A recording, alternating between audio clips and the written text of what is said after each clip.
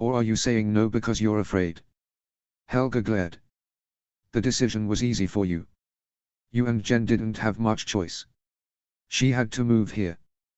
This isn't about me.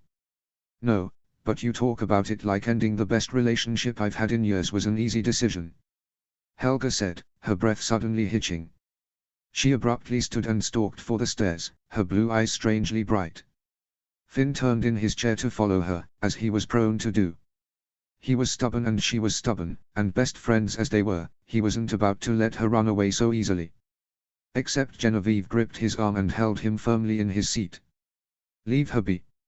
As Adriana suspected, Finn scowled. She's clearly torn up about it. I'm not going to let her stew in it alone. You will because you forget that she's a girl.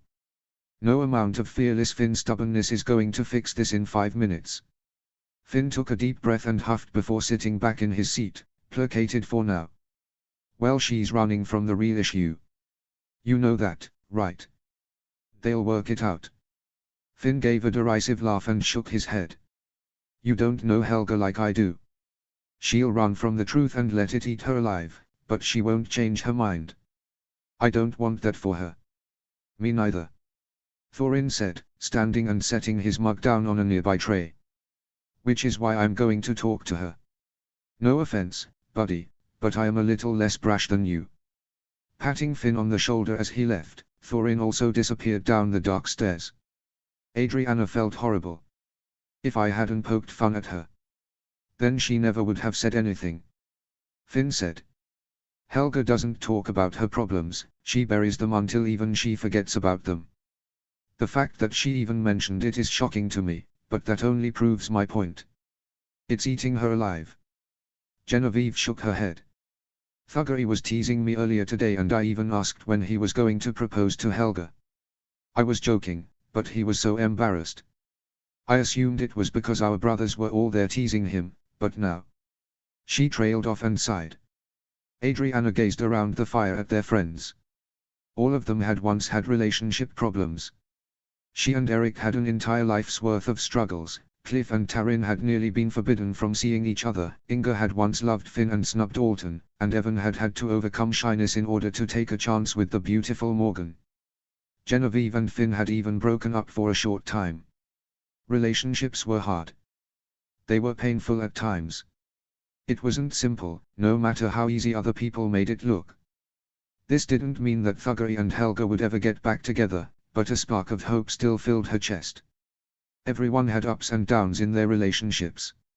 Maybe they would get back together. All we can do now is be their friends. Encourage him not to give up and encourage her to really think about it. Talk to him about it. No matter what she thinks or says, Helga deserves love, too. Finn nodded firmly in agreement. She's so confident, Genevieve said quietly. It's easy to forget sometimes that even the most confident people have insecurities, too. Brashness is often a cover. Inga said dully, drawing their attention. At least in my experience, it makes for a strong mask. But it gets awfully lonely behind it. They were each silent for a long pause until Cliff finally stretched and yawned. Loudly. Taryn rolled her eyes and elbowed him. Must you be so annoying? What? Just trying to bring us all down to earth with normal things such as yawns and sleepy husbands. Sighing, Taryn also stretched and gathered her bags. We should go. It's getting late. Sorry Finn and Anna, I guess your party was a little less fun. No, it was fun. Adriana stood and embraced her friend. Serious conversation is the bane of adulthood and quite normal. I don't want anyone to feel bad. I feel bad. There's no cake. Finn said before grinning. Sorry. They each exchanged hugs and began to trickle down the stairs. Finn and Genevieve paused and looked back at Eric and Adriana, who lingered. Oh, we're going for a flight. Adriana said quickly. Genevieve gave her a slow smile. That's not code for anything else. We're going for a flight. Her grin broadened and Finn laughed before pulling her down the stairs. Come along, you fiendish woman. Have fun on your flight. As they disappeared around the bend, his deep voice still carried upward in the silence. Jenny, remind me never to use this watchtower for a party again. It'll never be the same after tonight. A muffled slap preceded more laughter, but it was soon lost to the distance. Adriana rolled her eyes. Brothers and their naughty ideas. I think it was kinda Jen's fault. Eric said, gazing down at her. They raise an interesting point though. Gaping, Adriana firmly poked him in the chest. Naughty indeed. Lily. Charger. Eric's smirk broadened and turned. Their dragons emerged in moments and landed on a pair of landing platforms on the edges of the watchtower. Together they mounted and took to the skies, laughing and flying so high they could nearly touch the stars. They left Burke far behind and didn't think about any responsibilities or problems for hours and hours and hours. If they'd been paying attention as Burke disappeared in the distance, they might have noticed a trio of dragon riders flying toward Burke in the darkness. But they didn't. Chapter 6, Checkmate. Chapter text. Chief Kara of Brawn and the Meathead tribe was in a funk. Not the sickness type of funk when your body felt light and heavy at the same time and your sinuses held that slight tingle, as if on the cusp of sickness. No, the type of funk where you seemed to feel on edge all day. She woke early that morning feeling slightly off, but, assuming that she'd not gotten enough sleep, began her usual routine. Cup of tea, breakfast with Frederick and the kids, check-in with her captains in charge of night patrol, and on it went. By noontime, the feeling hadn't passed, so she touched base with Rain, her secretary of sorts. Have I forgotten anything in the last few days? Kara had asked. Any meetings, some place I needed to be? Frowning, Rain checked her schedule. You were there for each morning meeting, and at the fishery, mines, and the mill for those checkups. You didn't miss your brunch with the ladies yesterday? No, I was there. Well, everything seems to be in order here. Why? Kara shook her head. I just have a feeling, that's all. Like I've forgotten something. Rain pursed her lips. Well, if I think of something, I'll let you know. Maybe there's something we're both forgetting. Somehow Kara doubted it. She proceeded with her duties throughout the afternoon and well into the evening, all the while ignoring that nagging sensation. It was nothing. Perhaps she was coming down with a bug after all. Perhaps it was just stress. Except stress didn't usually make her feel like someone was walking over her grave. Finally, as she wrapped up her usual evening meeting with her council to reflect on the day's events of their rather expansive village, she began her long walk home on the usual route. She liked to finish the day with a scenic route along the wharf. Here she could get a close-up view of the nighttime market stalls that sold pastries and coffee and evening liquor along the beach side. The combination of smells in the salty air was soothing and reminded her of the little things in life. That the stress of running a village and protecting her people and family from a great many things was all worth it for these little moments. From the wharf she took a quieter stroll through the darkened streets to her home. It usually settled her mind and prepared her for the upcoming evening when she'd kiss her sleeping babies goodnight, pray that Sigrid was in her room as she should be, keeping track of headstrong teenagers was quite difficult, and spend the rest of the evening with Fred before settling in for the night. Except for that infernal nagging. Even her usual calming walk home wasn't enough to settle her nerves. Sighing through her nose, Kara stopped ignoring the feeling. She'd been feeling like this all day. Maybe her senses or the gods themselves were trying to tell her something. Then, she felt it. Prickles on the back of her neck, as if a pair of eyes were boring into her. And though it was as silent as a sleepy midnight kiss, the sound of metal against a leather sheath sent adrenaline rushing through her veins. With a sharp inhale, Kara ducked and rolled into the nearest side street, barely dodging the 8-inch dagger that slammed into the wall right where she'd just been standing. Kara drew her own daggers from her weapons belt and whirled around, but saw only darkness. That nagging sensation all day, someone had been watching her. As if born of shadows, a lithe body slid off the roof overhead and she whirled just in time to avoid a collision. Except they had the upper hand. A heavy boot collided with her chest and she went down hard, choking on air. In seconds her arms were pinned at the elbows beneath a pair of knees, sharp pains shooting up to her palms and rendering her weapons useless. The individual crouching over her was tall and thin, but no less strong for their stature. She couldn't tell if it was male or female. They were all black, the material soft and supple. Perfect for blending into shadows. Before Kara could utter a word, the assassin grabbed her by the chin with a gloved hand and pressed her head painfully back into the dirt, cutting off her ability to shout. Their blade rose, glinting in the moonlight, before plunging downward. The impact of metal on flesh was dull and final as blood seeped from a fatal wound and lifeless lips. What do you mean there was no one there? Snotlout, Rough Nut and Tough Nut gave Hiccup solemn looks as they stood on the steps leading to the great hall. The trio had finally returned from their trip in the late hours of the night, gone nearly a week. Hiccup recalled and instantly regaled him with the result of their mission. That's what I said. Snotlout said. The twins nodded emphatically beside him. The ship was trashed, no sign of blood or anything of that sort, but we did find this on Johann's cabin door. He withdrew a folded piece of paper from the breast pocket of his dark tunic and held it out. Without a word, Hiccup took it and read the 2 words scrawled on its surface, the coal smudged like shadows across the paper from hours of long travel. Your move. Toothless, standing vigil at his side as always, gave the paper a tentative sniff and growled. As if Hiccup needed any more clues as to who'd written the note. Hiccup crumpled the paper in his palm and glared out toward the ocean. Brandine. They were silent for a few long, terse moments. What do you want us to do, Chief? Alton. Johann. Captured by Brandine. It's starting. Hiccup said, ignoring the question. His friends straightened, armor clinking in the silence. We figured. So what do we do next? Hiccup's heart thundered beneath his flight suit. Gather the council. Astrid's on a recon flight as we speak, so we'll fill her in when she gets back. And. He paused, a note of guilt squirming in his stomach. Get the Brands and Cliff and Taryn Smedley, too. It's time they knew what's going on. With quick nods, his friends turned and ran down the stairs, each taking different streets into the village. Early as it was, Rough Nut went in the direction of her house, no doubt to find Fishlegs and her children first. Tough Nut headed towards the forge to find Gobber. Snotlout, however, turned toward the heart of the village. If Hiccup didn't know him any better, he'd assume that many of the councilmen and women were there. Except he knew his friend as well as he knew himself. And if Eric had been missing, the first person he'd go to was his daughter. Hiccup sighed and shook his head. Streamers flapped in the light breeze. Smiles were on every face in the village below. Everyone was so excited and happy for a wedding. No, the wedding.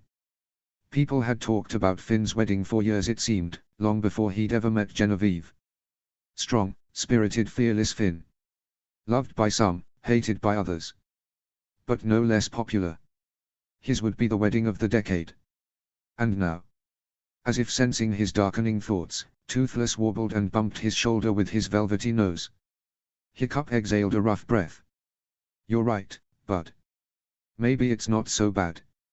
Still, he stared down at the crumpled note in his hand. If Brandine wanted to play it smart, if he'd wanted to remain in the shadows, then why put a note at all? Why not just kidnap Alton and Johann and make them squirm with the knowledge that they had no information at all? Why not make them wonder if it had been pirates, slavers, or any other scenario to explain their strange disappearance? Why point fingers directly at himself, taking credit? Unless, that's exactly what he wanted. If Brandine wanted them to know he'd taken their friends. Knowing full well that they would worry. Knowing full well that in order to find more information, Hiccup would have to risk putting more lives into danger to find them. To find out if their friends were still alive. Shaking his head again in frustration, Hiccup tried to focus back on the present. The streamers waved at him mockingly from the streets below. He needed to get some of this frustration out before it overwhelmed him, but the best person to talk to about this was Astrid.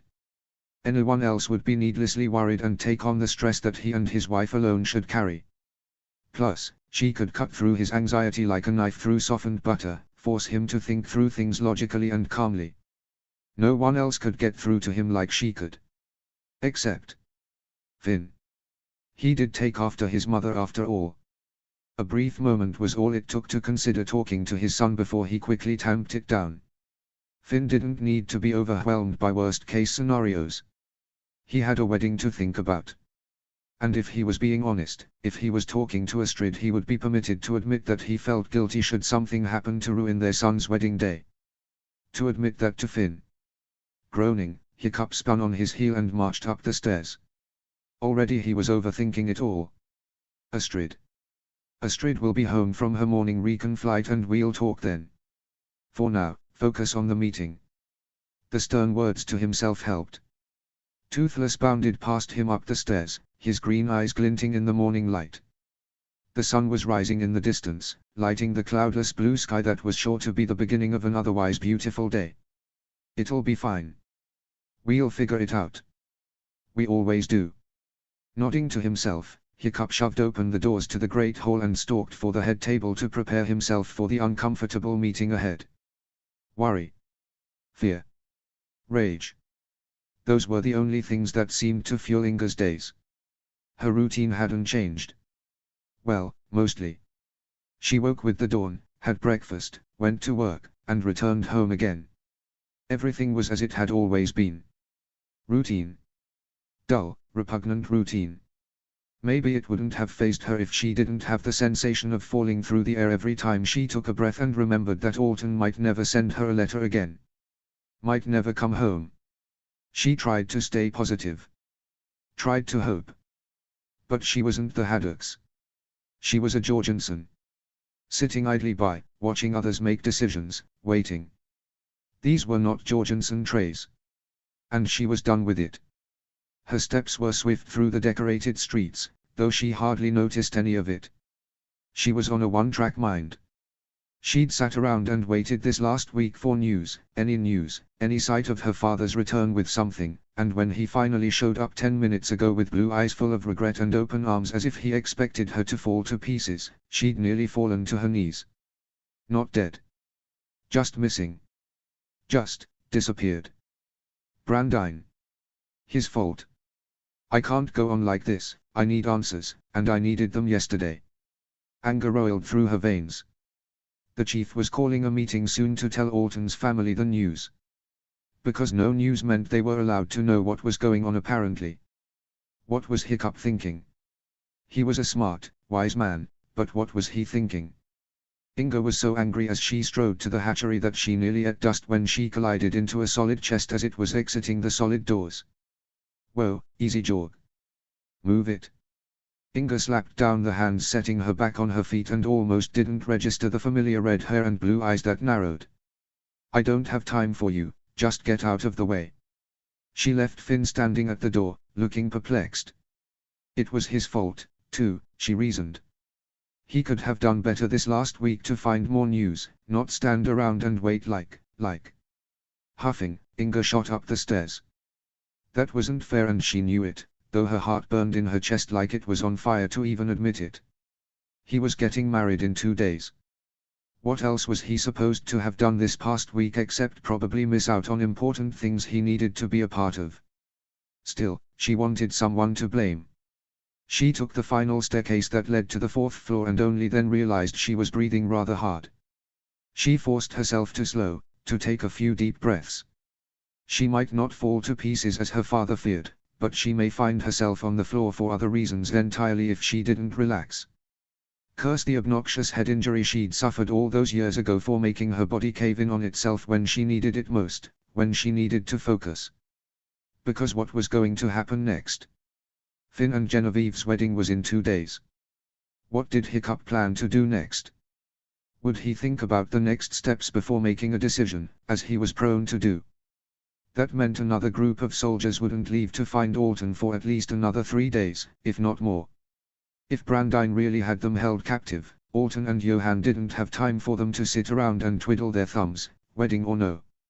She didn't care anymore and she was done waiting. She would find Alton herself. She finally arrived at the correct stall and flung open the door to Misty's pen. Without a word, she grabbed her saddle and set it on her Changewing's red back. Ignoring her dragon's questioning croon, she tightened the straps. It was second nature for her, just as it was for everyone else on this god's-forsaken rock. And yet if she was the only one willing to do what had to be done, then so be it. She didn't need permission. She'd find Alton and bring him home herself. Barely glancing at the shelf that was replicated in each stable throughout the hatchery, filled with tools and gear and oils and satchels and more, Inga snatched up an empty satchel to fill it with necessities. It nearly ripped wide open when something on the other end held it hard and fast. Whipping around, she was shocked to see Finn standing there, holding the other end. "Where are you going?" "Nosy, good for nothing." Wordlessly, Inga gave the satchel a tug. Surprisingly, he let it go. She shoved a wound kit and a bag of dry fruits and nuts into it without a word. "Inga, talk to me." Her insides roiled with frustration and anger. There was nothing to be said. That much was obvious. Less talk, more action. She was finished with it. "Listen, I know you're upset. But we need to stay calm." With a rush, Inga saw red.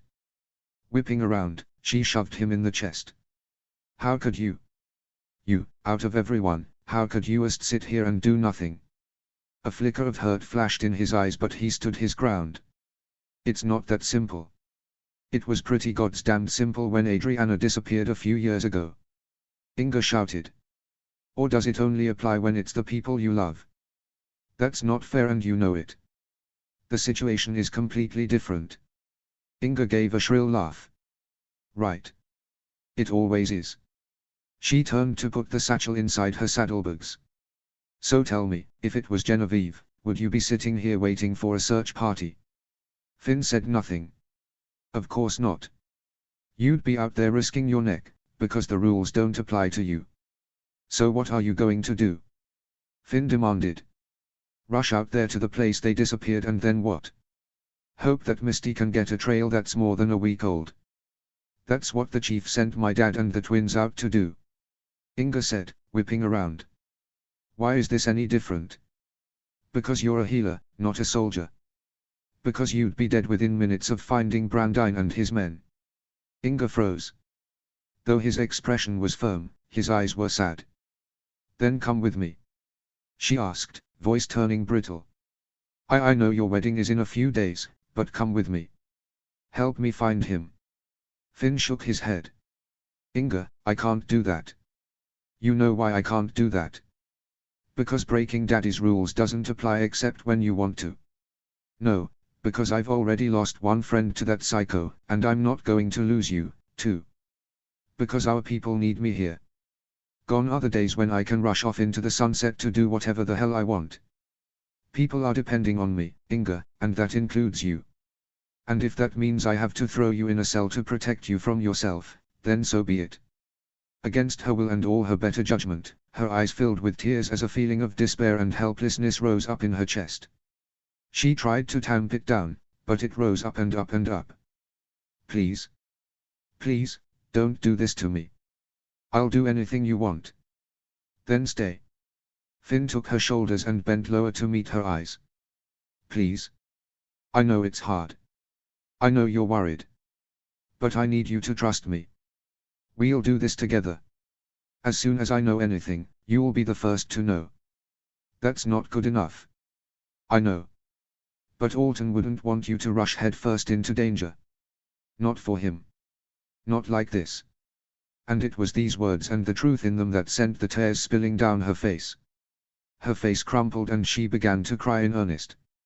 Finn pulled her into his chest, the hug loose but no less comforting. She almost hated to admit it, but a few years ago she would have given anything to get a hug from fearless Finn. Now a tiny part of her hated it, for feeling weak, for him realizing how much she needed it. She ignored these thoughts. They were wrong and selfish. And ultimately, he was right. With all the stress and her condition, she was no use as a soldier. She'd probably get herself killed long before she ever found Alton. Her chest burned. "Alton? What if he's already dead?" Inga whispered hoarsely. Finn tightened his hold on her shoulders. "No. Don't think that. He's strong and stubborn. He'll hold out for us as long as he has to." The words held little comfort, and yet there was truth in this as well. Alton was stubborn. He was strong. He'd faced hardship just like any of them. He was fiercely loyal. He wouldn't give in to Brandine without a fight. She just hoped and prayed that fight was enough to keep him alive, not get him killed. They stood like that for some time until slowly, her tears dried up.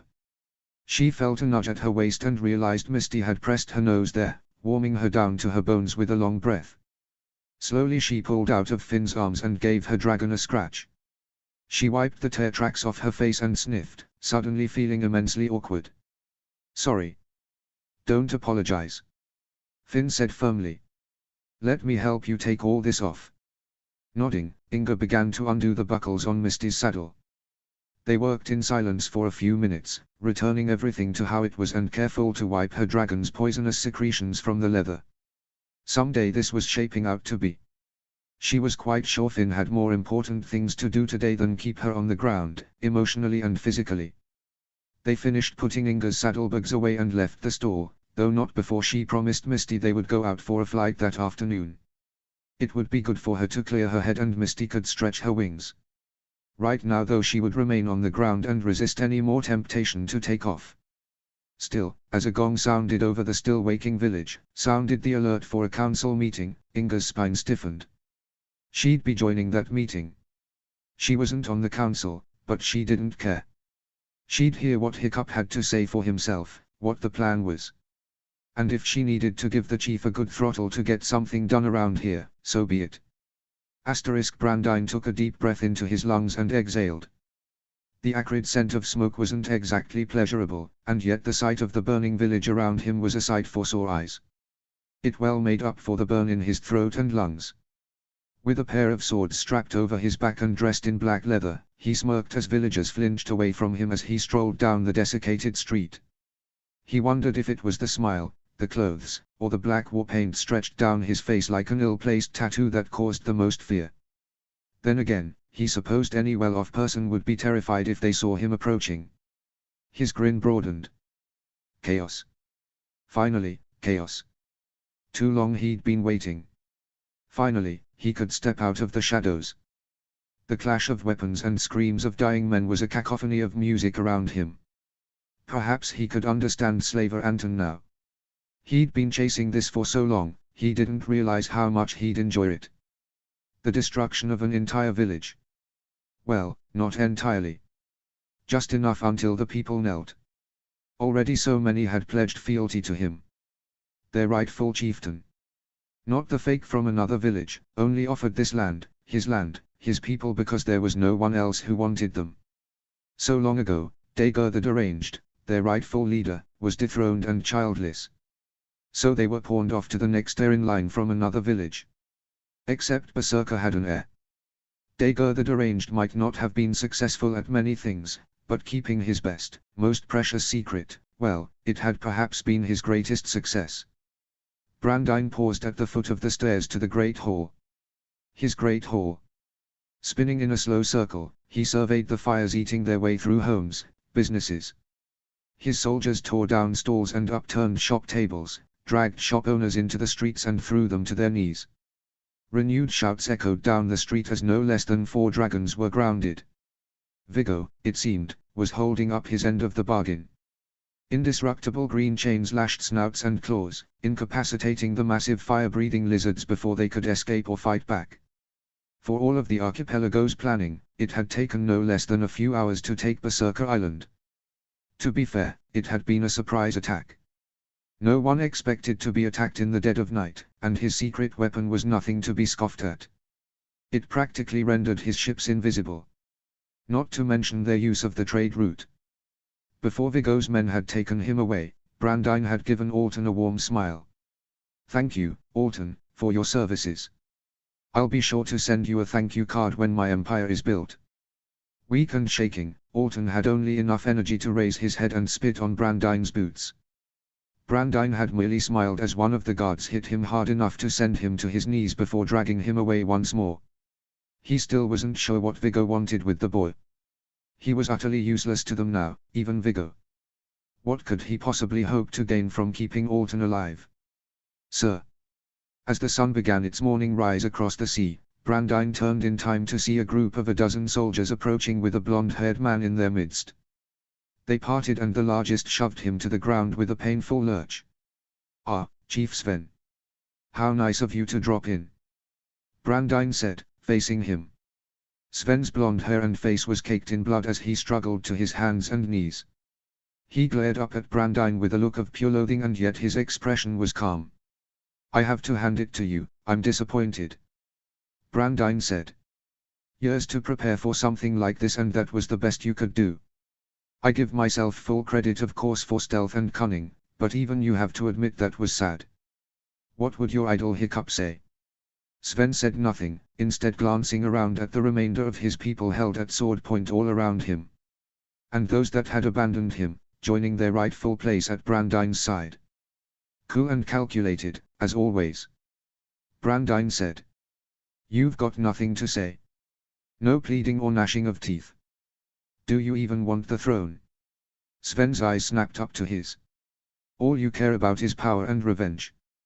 I never cared about the throne, as you put it. These people have flourished since Dagur died, and for what? For you to wrest control and return it to the warrior squalor that it once was. Warrior squalor it might be, but at least we'll be protected. What have you been doing all this time, Sven? Raising an army of farmers?" Laughter tore through the ranks of his soldiers even as Brandine smirked. Sven didn't cower or even blink, however. "Take back your precious throne, Brandine," Sven said, straightening. "You may have won this battle, but you won't win the war." "Idle words," Brandine said, and yet he paused. Something seemed off. Sven looked like he was ready to die. No one wanted to die, and yet someone with that sort of attitude meant they had nothing to lose. Brandine drew his sword and stuck the point under Sven's chin. "Where is your family? I see they are conveniently missing." Sven gave him a small triumphant smile and said nothing. "It won't matter if they escaped," Brandine said. "If you think I'm stopping here, you're even more ignorant than I assumed. Where did they go?" "Your sister. She's probably already dead, if all went according to plan." The calm in Sven's expression slipped. "And if that's true and my men have done their work well, then the rest of the archipelago will be none the wiser of what happened here today." Sven exhaled and looked away, fear in his eyes now. Of course, the besotted fool would do whatever it took to save his family. His wife and children may have escaped, likely to Braun, but it wouldn't matter. They would all die anyway. Purely selfish, in his opinion. For a chieftain to allow his people to be captured but his own family to escape. Even the children of others meant very little to him. Except. Frowning, Brandine turned and scanned the crowd of berserkers who'd been captured. Men. All men. There wasn't a single woman or child in sight. In fact, he couldn't recall hearing the sharp cries of either during the battle. Turning to Sven, he grabbed him by the shirt and hauled him to his feet. "Where are they? Harder to stop the archipelago from knowing the truth of what happened here if you don't know how many escaped," Sven said, not fighting. Still he did nothing to save himself. "Besides, the archipelago will know regardless. I only did my best to save as many from you as I could." Brandine frowned, confused. Something was off. Sven knew he was going to die, so of course he'd do whatever it took to save his family and as many people as he could, but this whole takeover had been so easy. Did he have a spy in his ranks? Did they know he was coming? No, that wasn't possible. Nobody would dare. But Sven said the archipelago would know. Already Brandine's men had been ordered to douse fires in wet sand, all the more to stifle the smoke that would carry across the sea and warn the neighboring villages that something was wrong. Stealth was his biggest ally in this fight. Sven obviously had some sort of escape plan in motion for his people, owing to the fact that there had been very few men left to protect Berserker Island from his army. Volunteers, then. Which explained why they were also not fighting for their lives.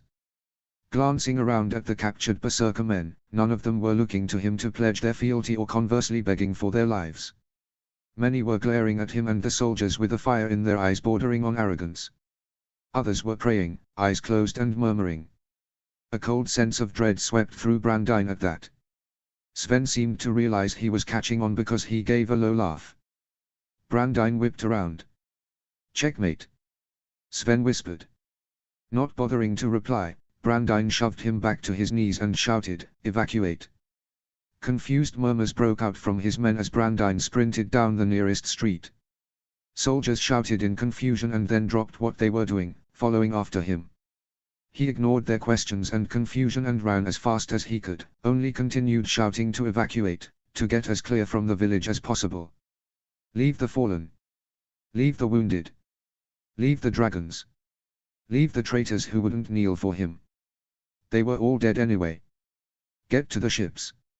Now. Distantly he wondered how long Sven had been planning this. If he should catch Berserker by surprise, if perhaps Sven had a plan B in his back pocket all this time. Just in case. Brandine ran faster and urged his men to hurry up.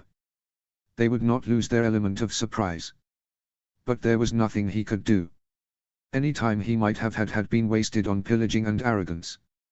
Just as his boots hit the top deck of his ship, he heard a low rumble. A strange vibration made the ground tremble and the water beneath his ships began to ripple. Shouts from his men were lost to the rumbling, growing ever louder as cracks emerged in the land, sending black clouds of smoke shooting upward. Brandine nearly went to his knees as the trembling rocked the ship violently and he shouted at the captain to raise the anchors. But his orders were lost on deaf ears as with an ear-splitting roar, Berserker Island erupted before his very eyes. Buildings and earth and water and stone exploded in a rumbling, fiery inferno that arced upward, sending a thunderous boom echoing across the archipelago. Though the sun had yet to fully rise, the setting around the head table was somber. Hiccup took his seat, surveying the expressions of the men and women that he trusted most. A few additional chairs had been brought in for the Brands and Smedleys to join. Clyde and Joan's expressions were tense as they glanced around.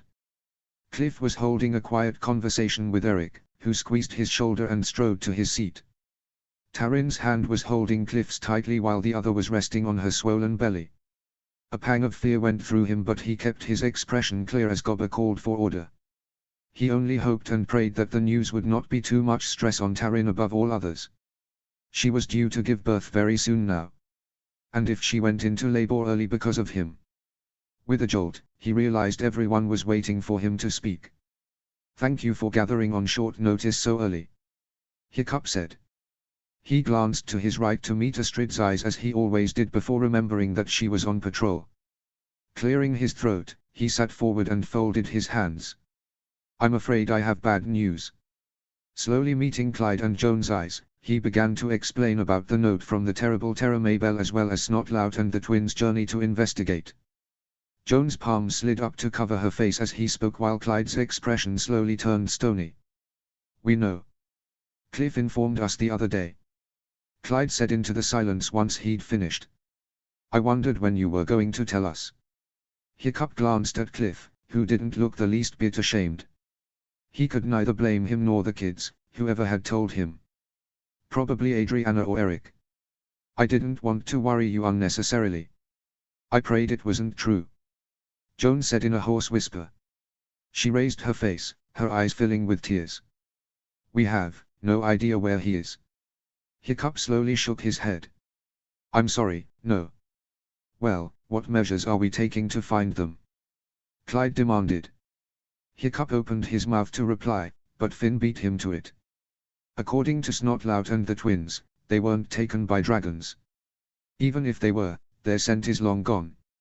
Finn softened his approach as Taryn stifled a sob. "We have no way of tracking them." "That's..." Clyde shook with suppressed fury. "That's not good enough." "Clyde.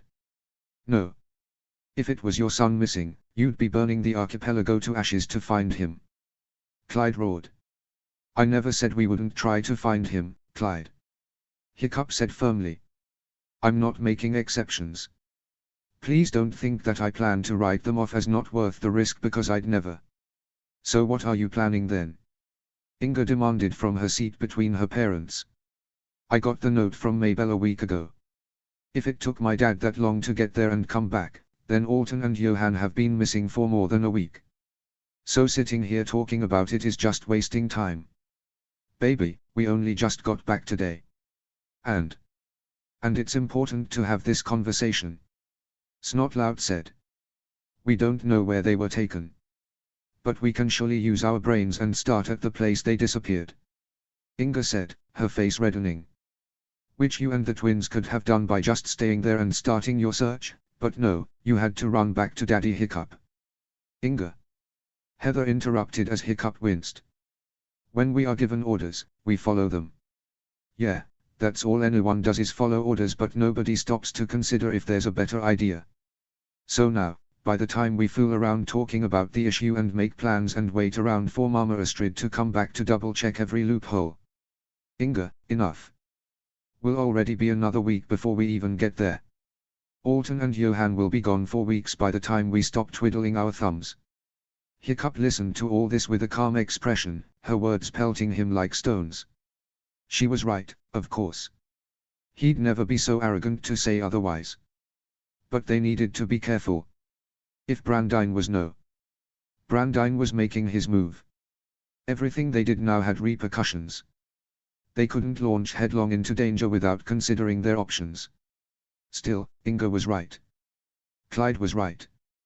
They couldn't afford to sit around and wait, and if it was either of his kids missing, he wouldn't waste time. Heather had Inga by the arms now. Calm down. Inga shook her hands off. Stop babying me. If you think I'm just going to sit here and... Without warning, they heard a thunderous boom. Dust wafted to the floor from the rafters and the ground itself seemed to vibrate, pulling surprised gasps from many gathered in the great hall. Toothless ducked his head and growled, tail curling around Hiccup and Finn protectively. Just as swiftly as it had happened, it stopped. The great hall was silent for a few long, tense moments. What the hell was that? Eric murmured. Adriana's eyes were wide beside him. Earthquake? Finn asked, tense as a board. That was no earthquake. Gobber said. We had earthquakes when I was a wee lad and that was something airborne. Like an explosion. Hiccup finished, getting to his feet. His exit prompted the sound of scraping chairs and running footsteps. Toothless was a wall of muscle and scales as they heaved the door open and sprinted onto the patio of the great hall. At first he heard the confused murmurs of the council around him and shouts in the village. People and dragons were halted in the air and gathering in the streets, all looking around in confusion. But from their vantage point on the ground, they couldn't see anything. Not like those gathered at the great hall could. A mighty black and grey plume of dust and ash was gathering on the horizon in a single, massive funnel. It gathered in height and size as they watched, transfixed. What? Adriana stammered. What is that? No. Hiccup whispered hoarsely. Dad, what? Finn's voice and the voices of others were a distant thing. Even Toothless' croon was soft, as if he somehow understood. Even as he continued to watch, the cloud rose higher and higher in the distance, wafted across the morning's golden horizon by the wind. **** Slowly Hiccup got to his knees, his breath short in his chest. A pair of hands caught him by the shoulders but he ignored them. Finn went down a few stairs, looking toward the distant cloud. What islands are that way? Brawn. No, Brawn is further east than that. Berserker. Hiccup said in a hoarse voice. That is Berserker. And it's burning. A hushed silence fell over the crowd like a blanket, unlike the village below that began to bustle with activity. People were starting to notice from the edges of the village. Voices rose in shouts as people pointed. They were too far away to see the damage but the echo of the explosion that shot over the ocean to reach their ears and the smoke cloud large enough for them to see from leagues away. The damage had to be catastrophic. Sven. Daddy. Daddy, what do we do? Hiccup shook his head. We can organize a rescue effort. No. Hiccup's voice sounded stronger than he felt.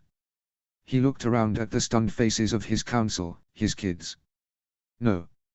He'll be expecting that. Finn stared at him, aghast. Dad, there could be survivors. And if there are, the majority will be Brandine's men. Hiccup said, getting back to his feet. We can't take that chance. Brandine. Adriana whispered. You think he did this? The note. He left a note on Johan's ship saying it was our move, but... Hiccup's mind was whirling. A taunt. It had only been a taunt, but this. How can you be sure? Adriana asked from somewhere far away. Finn's expression was stony. Berserker would be the natural place to attack first. Get back men loyal to him, take back his throne. But how would he even get that close to Berserker without alerting the other villages in his path? Erik asked in a tight voice. We would have heard from the allied clans in that region if he had an army ready to take back Berserker. Hiccup rubbed his face and exhaled. I don't know. Gobber shook his head from the doorway. Poor Sven. They were quiet for a long moment after that, watching as the funnel rose in the distance. I suppose this changes our rescue effort for Alton then. Clyde said bitterly. Hiccup faced him, opening his mouth to reply, and quickly shut it again. So many variables. Too many variables. Stress was racing along his bones down to the very roots of his hair. He needed to think. Exhaling a shaky breath, Adriana took his hand. We wait for my mom to return. Like it or not, we need a plan. Especially now, before any of us jumps headlong into something we can't get back out of. If it is Brandine, then we need a plan.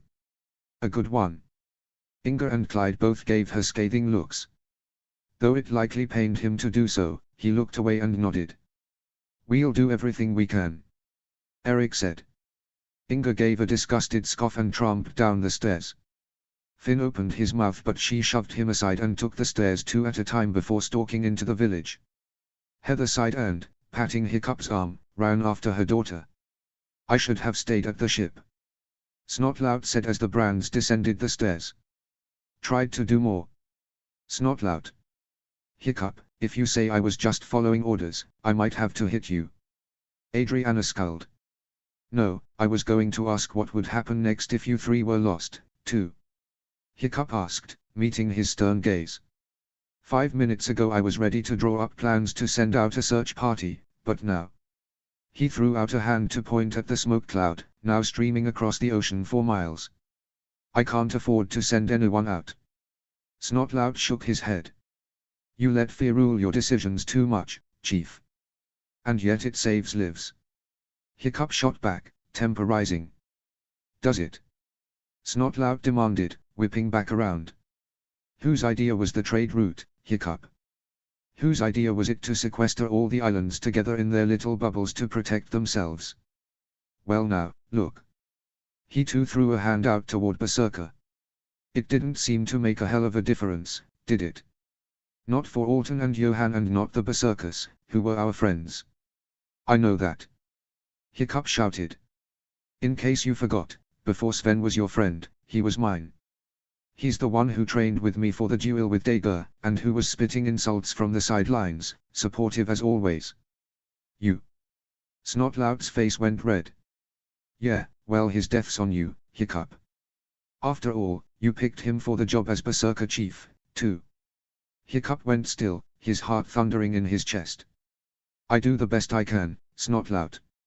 Maybe I should have made you Chief of Berserker, then you'd see that it's not so easy calling all the shots. Oh, so I'd be the dead one then. How convenient. At least you'd have made an honorable contribution to society other than running your mouth. Okay, Erik interrupted, placing a hand on Snotlout's broad chest as he lurched forward. Well, isn't that fresh? Snotlout growled, face reddening. If you want to get rid of me so easily, then send me to find my daughter's boyfriend.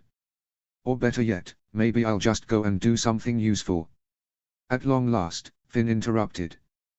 Don't be stupid. We need every able-bodied fighter here in case something happens.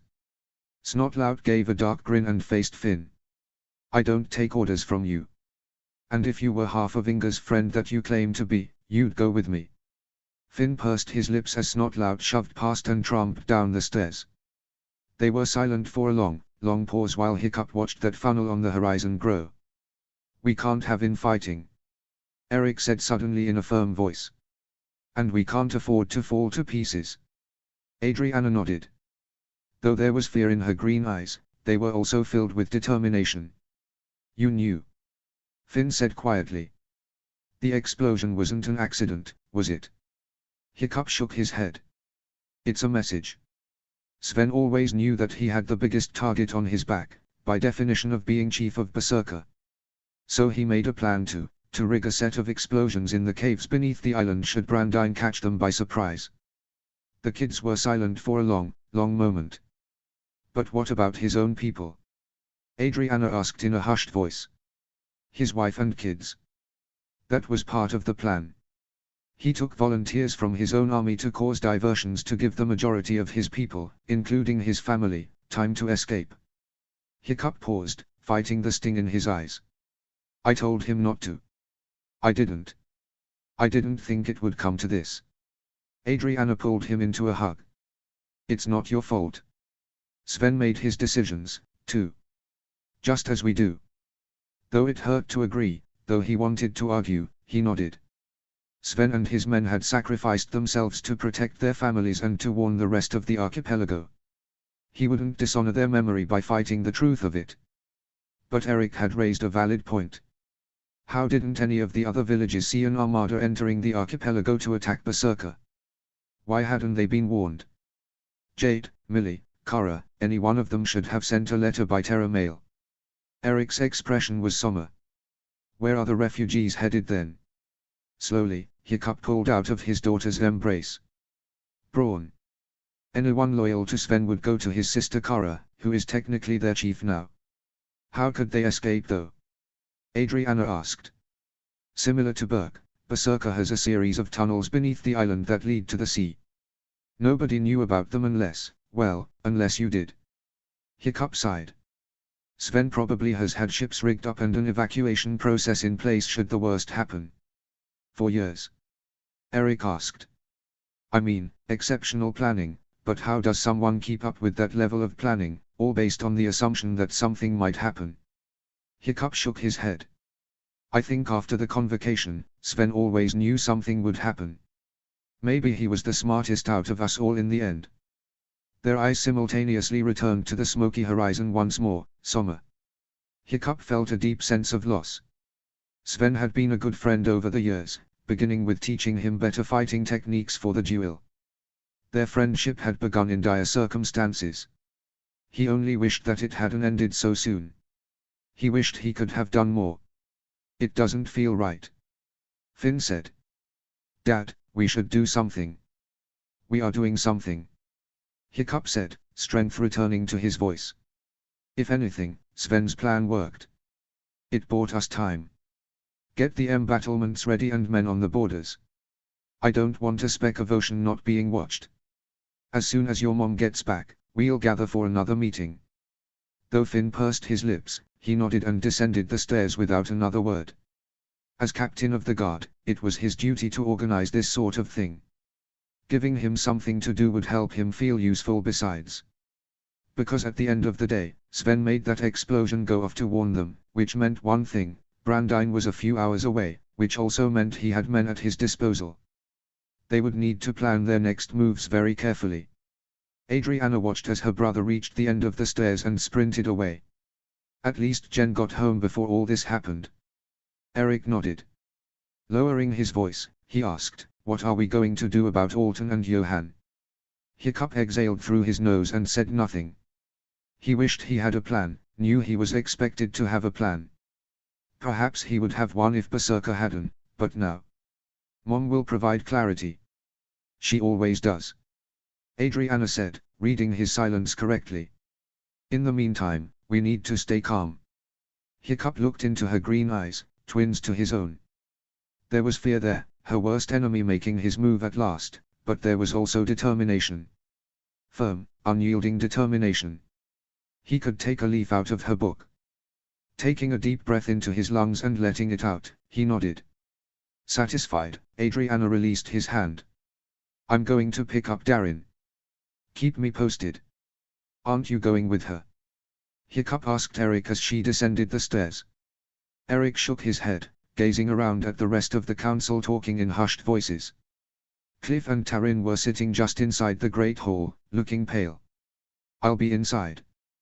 Besides, Annie knows her way around the village. Snorting softly, Hiccup watched him go before turning his eyes back on the smoky horizon. The cloud was now a dull slate grey, smudging the morning sky with darkness. If the wind took the right course, it would send the smoke toward Berk. He hoped it wouldn't. The last thing he wanted to endure was the smell and taste of death on the wind. Though she said she was going to pick up Darin, Adriana found herself at the edge of the village, hands on the fence, staring out at the ocean. The smoke cloud was now a smear across the horizon. Still dark and imposing. Spreading like a sickness. That's what Brandine did. Spread his negativity and darkness everywhere he went. They'd been preparing for something like this for years. And yet she'd be lying if she said she'd remembered. 3 years was a long time. After so long of hearing nothing and preparing for something bad to happen, she and Eric had built a life together. Even if she'd almost ruined it in recent days, they were happy. Life moved on. She forgot. Now her eyes burned with tears. Sven and so many of his people had sacrificed themselves in case Brandine caught the archipelago by surprise. In case he tried to sneak his way back in without being noticed, just as he was so good at doing. I didn't think it would come to this. No. Of course they'd tried to prepare for the worst, but Sven had known that it was a very real possibility that Berserker would be attacked. And he'd been ready. Ready to give everything to give his friends and family a chance. To protect themselves. To have a fighting chance and not be taken by surprise like he was. Adriana wiped the tears off her face and sniffed, her thoughts hardening into something firm and unyielding. She'd make sure Sven's sacrifice meant something. She'd never let Brandine win. Even if she had to give everything to see it through, she would. The mismatched steps on gravel alerted her to her husband's presence long before his elbows hit the fence beside her hands. Eric's teal eyes were somber as they turned toward her. "Are you okay?" For a long moment, Adriana said nothing. Then she said, "It's time to get them ready." She'd never wanted to say those words. A precaution in case the worst should happen, and yet it felt right. Judging by the searching look in his eyes and then the shallow nod, Eric agreed. "I won't let Brandine have him." Adriana whispered fiercely. "I won't." Eric straightened and took her face in his hands. "Darin is not going anywhere. We'll protect him together, no matter what happens next." Adriana nodded. She looked back across the water and Eric lowered his hands. "Still." "What?" "If I get the opportunity," she said quietly. "I'll take him apart piece by piece. For Sven." If it weren't for the dimples that appeared on his face, she might have thought he was a bit concerned as he took her hand. "Good. I can't wait to watch as you do." It felt wrong to smile, to laugh, to reach up on tiptoes and kiss his cheek. But in her heart, she knew it wasn't wrong. They had a fighting chance. They had time. Now it was time to act. Stormfly's wings cut through the smoky air with firm, near-silent flaps. Astrid blinked hard, trying to force her eyes to stop streaming from the dense smoke. She'd tried to endure breathing the thick air but eventually relented and pulled up a scarf around her mouth and nose. They'd been on patrol when it happened. An explosion so loud and deep that the very waves far below them seemed to shudder. And then the smoke cloud had risen from Berserker. She should have turned around, gone back to Berk. No doubt Hiccup had already seen the smoke cloud too, perhaps even heard the explosion. But she was on a reconnaissance mission. Granted, she was a little further out than she was supposed to be, but what was the point in recon if you weren't willing to get more information? Besides, this was important. If Brandine was finally making his move, then she'd bring back as much information as she could. Flying in the dense cloud of smoke wasn't pleasurable for either of them, but it was completely necessary. Anyone might be able to see them approaching from the otherwise clear blue skies. This way they could get information without being seen. Not that she could see much herself. They'd have to dip down beneath the smoke cloud before long, if anything, to get fresher air. Astrid coughed and rubbed her streaming eyes again. "Come on, girl. We have to be close." Stormfly squawked and began a slow descent, curving down through the wafting smoke. Astrid squinted and rubbed her eyes again, waiting for the smoke to clear as they dropped. Then, as the wind changed and billowed the smoke upward in curling tendrils, Astrid could finally see the carnage below that was once Berserker Island.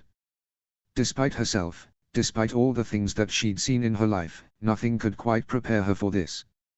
Berserker Island was now a burning, smoking pile of rubble. What was once an expansive yet imposing island with its spire-like mountain spearing the sky and plateaus of rock on which the village had been built was now burnt to ashes. While parts of the spire still remained, it had sustained heavy damage. The forests and lakes had disappeared. The village that had grown and thrived since Sven came to power was non-existent. Charred remains of wood and metal could be seen here and there, but the majority was a black stain of soot and smoke. Everything she'd come to know about Berserker, the good and the bad, was gone. All this Astrid saw in a glance. The rest made her breath catch in her chest. Ships, all armed to the teeth and teeming with soldiers, had gathered around the remains of the village. Dozens upon dozens of ships. Berserker flags had been raised above each, now flapping in the smoking wind. Any Berserker ships seemed to have been stripped of their decorum from Sven's rule and replaced with an older likeness that reminded her of darker times. A skrill etched along black material, branded on 2 weapons and shields. Daeger's crest. Astrid's fingers were cramped from their white-knuckled grip on the reins. Stormfly. Stormfly, we need to go. Her faithful friend seemed inclined to agree because she turned them into a short dive to catch the updraft and take them back to Berk. She jerked to a stop however at the bright orange dragon with a smoking tail blocking their way. From atop the singed tail, a familiar pale face smirked at her, his blue eyes narrowed in amusement. Kale. Astrid said, tensing. Finally. Kale said, patting his singed tail. I've been waiting to have a little payback from you for a long time. Astrid's heart began to race, but not with fear. What did you do here? Kale gave a derisive laugh. Oh, we didn't do this. Sven blew up his own island. At her surprised blink, he laughed again. Fool. Probably thought he'd protect the land and people he came to love by destroying it so we wouldn't desecrate it or something. Sounds like something a besotted fool would do.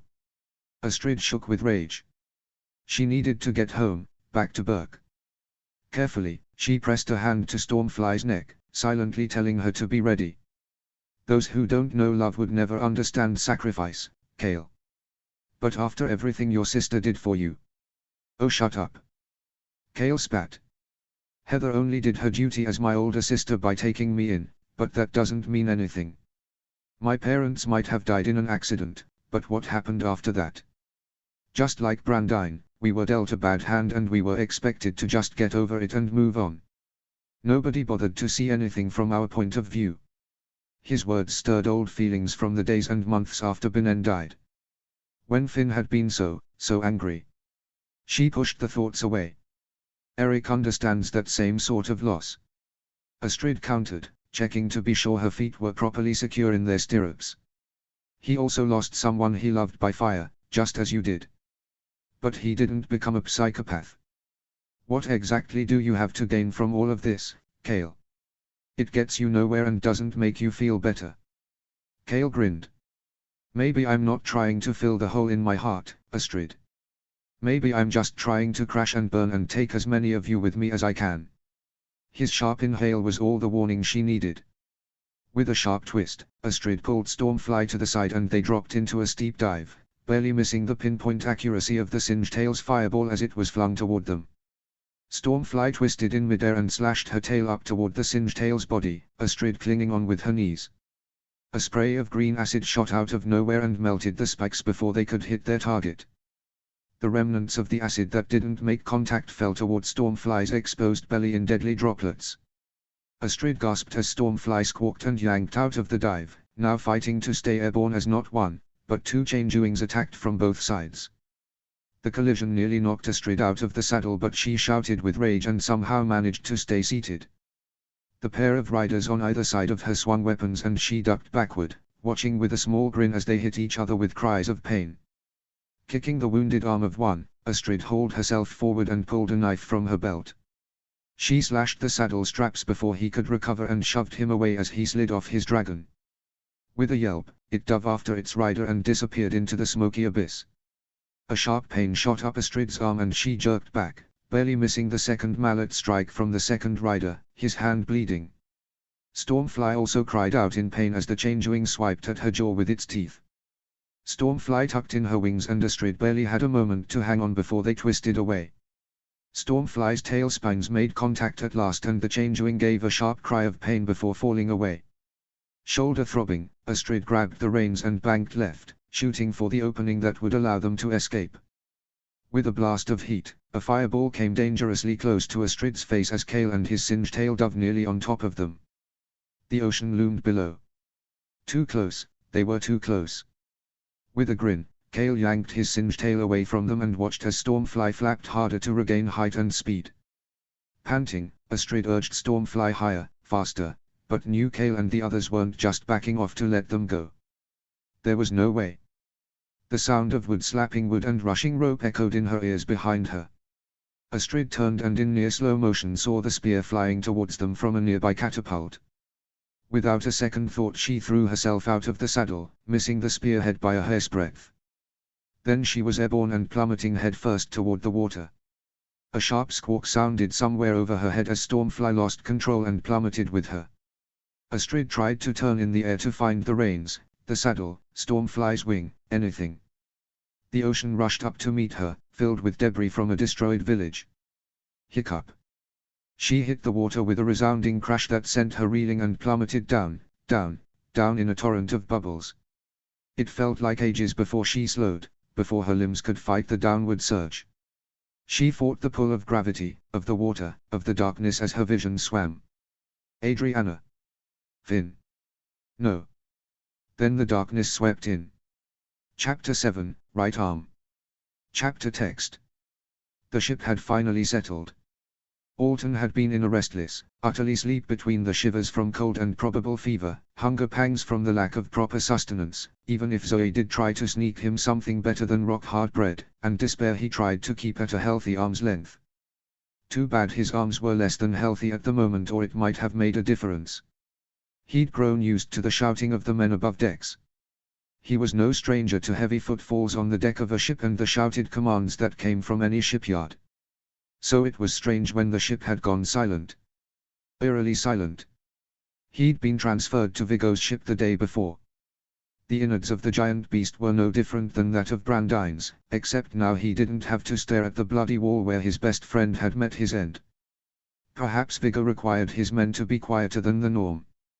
Somehow Alton didn't think so, but hunger and despair and approaching sickness made an elixir of frustrating proportions, especially when kept under lock and key. So when the ship finally went quiet, he thanked the gods for the sudden peace so he could try to get some real rest. Rest from the grief, the pain, the fear. Alton listened to the gulls and terrors outside, the gentle lull of the ship as it cut through the waves, and finally, mercifully slipped into sleep. He was shaken awake by a tumultuous shout. He started in his chair, wounds bleating in pain at his sudden movement. There was the clash of metal and hoarse screams of men, the sound of thudding boots and splashing water. And then, though it was still dark outside, he could see them. Dragon riders. Alton had shouted himself hoarse, uncaring of the consequences should Viggo or any of his men investigate. His friends had found him at last, they'd come for him. Except nobody came. Nobody heard him. He'd nearly shouted himself hoarse before succumbing to the very real fact that unless someone boarded this particular ship and investigated this room above the others, the chances of him being found were minimal. His shouts fell on deaf ears, and it wasn't exactly their fault. Dragonfire exploded in bright red torrents as riders dueled. Screams and the crash of metal on metal rivaled in the otherwise quiet night and Alton wondered for the first time where they were. It seemed to go on for hours. No one came to the ship. No one came to his cell, not even Zoe. He was dying for information. Was Brandine's fleet being attacked? If so, then by whom? But the more time that elapsed, Alton began to suspect it was the other way around. Brandine was making his move against the archipelago at last. His fleet was attacking, but where? Slowly, as if carried away on the very wind, the shouts died away. The screams fell silent. The clashing and dragonfire listed, waned, disappeared. Everything went silent. It was enough to drive Alton mad with fear. It can't be Burke. It couldn't be Burke. We haven't been traveling long enough to get to Burke already. So where are we? But his friends could still be out there. What if this had been a rescue mission gone wrong? What if Inga was out there? No. Gods, please no. Then a sharp cry cut through his thoughts, so distant that he thought he'd imagined it. But no, the shouting was getting louder, near feral in its urgency. The steady boom of dragon wings preceded their darkened figures as they swooped low over the ships, barely making it into the air. A monstrous nightmare collided with the ship, rocking it enough that it tilted. Alton hissed, fighting to stay upright in his chair with his toes and leaning forward. Thunder crackled overhead, but he soon realized it wasn't thunder, it was footsteps. Just as quickly as the noise had died, it was back, and with a newfound surge of panic. Alton could barely make out the distant shouts to cast off before a new sound overtook them all. The ship suddenly lurched to the side amid the most concussive sound he'd ever heard, so loud he could barely comprehend it, as if the gods themselves were hurling mountains together. His chair slid to the wall and crashed against it hard enough that he smacked the back of his head, but he barely felt it as the sound of rock and water and fire exploded outside the window, and all he could possibly think was to beg the gods to take him quickly, to knock him unconscious so he wasn't awake to drown or burn or be crushed by broken wood or any number of slow, painfully conscious deaths. Seconds. Minutes. Hours. Years. Time felt non-existent for what could only possibly be minutes. It was a long, long time before Alton finally stirred. His arms were pinned by the chair under his back. He could barely feel his hands. With a groan he looked around.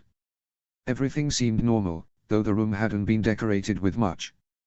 If he wasn't trapped on his back like a turtle, he almost thought he'd had a horrible, horrible dream. He was just debating if he should use what upper body strength remaining to flip himself onto his side, and figured he'd probably end up breaking his nose in the process, when the metal door at the end of the hole finally screeched open. Alton tried and failed to right himself, nose be damned. He refused to be found in such an uncomfortable, horrible position by Viggo and his men. Alton. Rushing footsteps heralded Zoe's entrance as she flung open the door and ran to help him up. Are you all right? The explosion seems to have knocked you over. Alton gave a low laugh as she pulled him up, which quickly turned to a groan as his hands gave a painful spasm. You don't say. Zoe's normally steady hands shook slightly as they undid the rope binding his hands. I am not supposed to remove your bonds, but at the moment I don't care. You need your hands for your future. Alton scoffed. What future? Stop that, she said firmly. I will not nurse you back to health to see you lost in your sadness. And anyway, we have more important matters right now than our grief, painful as it is to ignore. Right. So right. Maybe it was in a healer's spirit to be no nonsense, but she reminded him of Inga so much sometimes, it hurt. But it also helped him to focus, and for that he was grateful. Zoe, what was that? Alton said, rubbing his hands, now slowly turning from blue to purple to red. He hissed at the tingles. The leather-cord sea glass bracelet Inga had given him had made small impressions into his skin, so he rubbed at those spots, too. It was an explosion. Yes. Master Brandine has taken back his homeland. And his enemy. Chief Sven, I believe. Apparently he ordered some sort of. She paused, using her hands to make an outward motion. Bomb. Something, yes. The island is gone. Gone. Berserker Island, gone. Chief Sven, gone. Alton leaned back in his chair with a thud, the pain in his hands forgotten. Gods, this is really happening, isn't it? Zoe said nothing. I mean, your chief says your whole life that bad guys want to destroy everything you know and care about, and a childish part of you always believes it'll never happen. He's kept us safe for so long, why would it ever come true? Alton shook his head bitterly. How did it come to this? My fault. If I hadn't gotten captured. I was a child when bad men came to my homeland. Zoe said. They burned my village, killed my mama when she tried to fight, and took away my barber. For a time we were on the same ship, my barber and I. But we were separated in a place called Mayro. Alton blinked in recognition of the name. My friend, he hates that place. It is a bad place. Full of horrible people. He was sold to a man there and I was sent away on a ship. Zoe's hands were no longer shaking and her voice filled with strength. For years I have been passed from person to person as a slave. People wanted me for my healing abilities. I remembered much from the days in my village, but the herbs and plant life is so different here than my home. It is so different on the mainland, too. But I learned early to obey. Not for them, but for what it would gain me. To stay strong. To come back here, to these islands. To find my Baba. She lifted her eyes to Alton's and they were dark with a fierce strength he'd only ever seen from a few. And this is why, Master Alton, we do not fall to pieces. Not yet. Tomorrow, we grieve. Today, we fight. Such strength. To have seen and endured so much and to still be so strong. I think Alton said finally in a hoarse voice. You'd really like my friend. What is your friend's name? Finn. Home.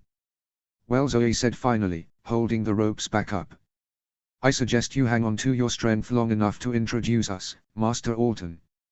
And no, I won't stop calling you that. Even if it hurts, you are strong and your Master Johann wouldn't want you to hang your head in shame. We will honor him. Zoe was gentle as she replaced the ropes on his wrists. Alton didn't fight it, knowing she'd only get in big trouble if someone found out she'd removed them at all. He didn't fight the tears either.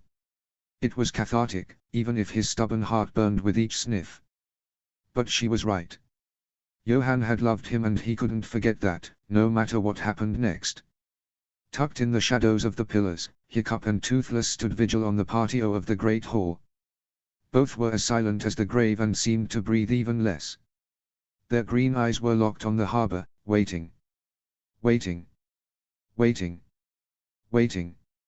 Hiccup's arms were tight across his chest as his thoughts churned over each other, one after another. Astrid should be back by now. She should be back by now. Sven's people should be arriving at Braun by now. Brandine's recovering by now. What next? Where do I start? Where do we go first? Alton and Johann, missing. Astrid should be back by now. The world is spinning without me and all I can do is stand here, staring at the ocean, and she should be back by now. With a growl, Hiccup spun away and began to pace. He took a deep breath into his lungs and let it out, forced himself to not tear his hair out. Toothless warbled from his spot. He could almost hear his dragon's eye roll. Don't lecture me, bud. This is serious. Toothless warbled again, more insistently this time. Hiccup ignored him. Even as he forced himself to look away from the harbor, he fought the urge to look back. A headache was beginning to bloom behind his eyes. If only he could pick some of these thoughts out of his head to stop plaguing him. Something strong and leathery and bony slapped him and he nearly ate dirt. Hiccup whipped back around in time to see Toothless tuck his wing back in. Toothless growled then, irritated. What? I'm not overreacting, Toothless. I don't know where she is and I just lost another friend, and I don't know what the hell I'm supposed to do anymore. Toothless grumbled in a series of grunts and growls that somehow reminded him of the days when his kids would whine and complain. But that only begged the question if Toothless taught them that or if he learned it from them. Shaking his head, Hiccup said, I don't know what to tell you, but maybe this is the true sign of my old age. The fact that every time something happens. Slapping his tail, Toothless roared more insistently now. Enough that his hair blew back from his forehead. What is your problem? Shoving his head behind Hiccup's back, Toothless shoved him forward. Catching himself on one of the pillars, Hiccup opened his mouth to snap, but Toothless' swingtip lifted his chin up. Toward the harbor. To the 4 dots on the horizon. Hiccup blinked. No sooner had he noticed them than a series of gongs sounded from the edge of the village. Braziers were lit one by one as each set of Finn's guards saw the approaching dragons. Archers were raising their weapons and dragon riders rose into the air as Hiccup fumbled for his spyglass with shaking fingers. He narrowed in on the approaching riders and found the dragons were so small, he could barely find them in the distance. And this, he realized a heartbeat later, was due to the fact that there weren't any riders. The approaching dragons were terrible terrors, each carrying a parcel on their legs. Hiccup lowered his spyglass and sighed. Sure, now they tell us about the incoming armada. Though the sarcasm was biting, Hiccup couldn't help but feel a sense of dread as the dragons approached. Finn must have given the false alarm order because the braziers were soon doused one after the other and archers returned to their posts. Hiccup sighed again as the terrors finally passed through the harbor and over the village toward the Great Hall, as if they knew exactly where he'd be. Now what? To pass the time, Alton consulted his memory on better food options than what he'd been offered as of late. The last few days had been nothing but rock-hard bread and the delectable watery broth that Zoe had tried to force him to eat after their little chat. The 3 soggy carrot rings floating at the bottom had been enough to turn his stomach. What he wouldn't give for some hearty Burkian stew or fish or something edible, but even with the hunger pangs, he felt so off-kilter that he wondered if he could even keep anything down. His body felt heavy and throbbed with each breath. Now that he thought about it, he felt rather dizzy. He almost didn't notice when the doors screeched open and a flurry of footsteps thundered down the hall. Almost. Slowly he raised his head, wondering what the fuss was this time. Zoe led the group and she was shouting instructions to the 2 burly men that followed her, carrying something heavy between them, dripping water. A body. Zoe threw the door open. Quickly. Set her down, I must revive her. Quickly, I say. My master said that we must not lose her. As if they didn't care at all for her words, the 2 men dumped a woman with sopping wet blonde hair onto the floor. Her red shirt and fur-lined vest clung to her pale skin. Clearly another Viking, a dragon rider if her hardened muscles and gear were any indication. Then, as Zoe dropped to her knees and began checking the woman for signs of breath, Alton's entire body froze and he was instantly wide awake. Astrid. Oh gods, Alton struggled in his chair. Astrid. Astrid. A hand shot out from one of the men and struck him hard enough to rattle his teeth. Shut up, boy. Please wake up. Alton groaned. He could barely feel the pain. He couldn't. How was Astrid here? Why was she soaked to the bone and unconscious? Had she been kidnapped? Had she come to rescue him? Were there more Burkians outside? The thought of any of his friends being just outside sent a feeling of desperation through his body so strong that tears nearly pricked his eyes. The men chortled. Or, is the little Norseman scared? Leave him alone, Tyron. A soft, deep voice said. Alton was momentarily distracted from Zoe now pumping her hands over Astrid's chest. He looked up to see the dark-haired man that had been present during his torture. One side of his face was marred by ugly burn scars, his eye whitened by blindness. His hands were folded behind his back as he surveyed the scene, but his eyes were not on Astrid or Zoe or even his men. They were on him. Alton, isn't it? The man Viggo, he recalled, stepped into the room. His mismatched eyes dropped to the floor and for the first time his amusement slipped into concern. How do you know Astrid Horferson? Horferson? Alton blinked. Haddock. Her name is Astrid Haddock, wife of my chieftain. What happened is she? Ah, so they did marry. Viggo interrupted, smiling in amusement once again.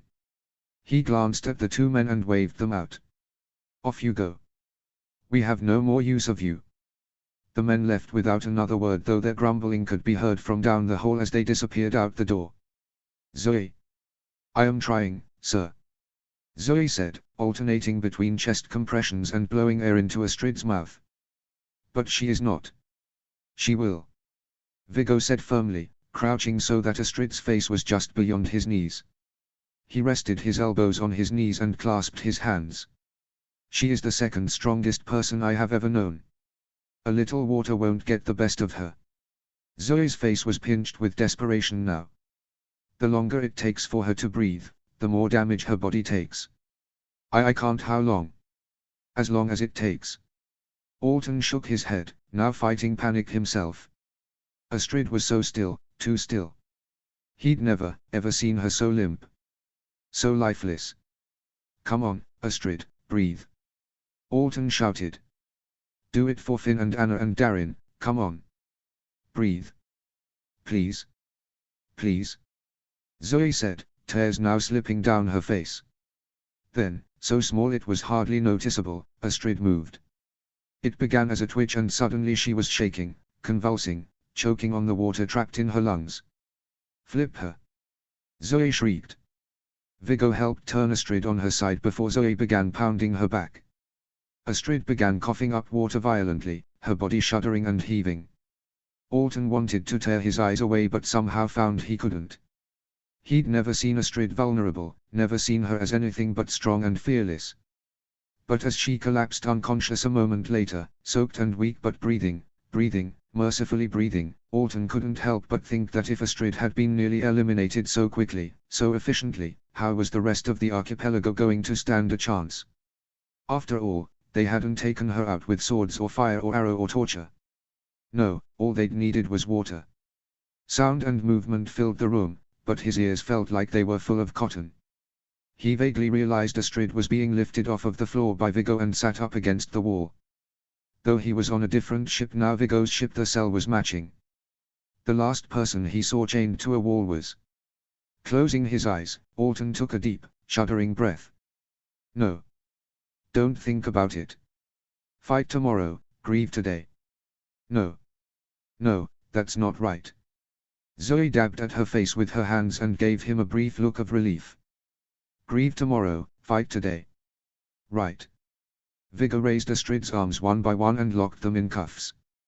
Though she was utterly unconscious, Alton knew that when she woke, and he prayed it would be a long time from now so her body could recuperate as best it could, her wrists would be sore. Stepping back, Viggo nodded to himself as if he'd just decorated a side table with a lovely flower. He faced Alton and gave him a slow smile. I do not believe we have been properly introduced. I am Viggo Grimborn. Yes, I heard. Good. I don't like to surround myself with those who do not care to listen well. Alton frowned. And those who don't listen well? Viggo chuckled. I suppose they don't live very long to tell any tales regardless. A master manipulator, that's what he was. Alton had a feeling this guy was someone dangerous who would have no qualms with pitching him over the side of the ship if he proved himself less than useful. But he'd already told them everything he knew, so. What do you want from me? Alton finally asked, trying to focus. Gods, everything felt weird. A man of direct conversation. I think we will get along just fine, Alton. Are you normally a direct person or did you pick this up during the trade business? Alton swallowed the bile that rose up his throat. Are you normally one to answer a question with a question or are you trying to irritate me? He bit his tongue, waited for the slap. He'd learned with Brandine and the other men here that he couldn't mouth off or he would soon receive some form of punishment. He'd have to learn to bridle his savage tongue or risk losing it altogether, or so they said.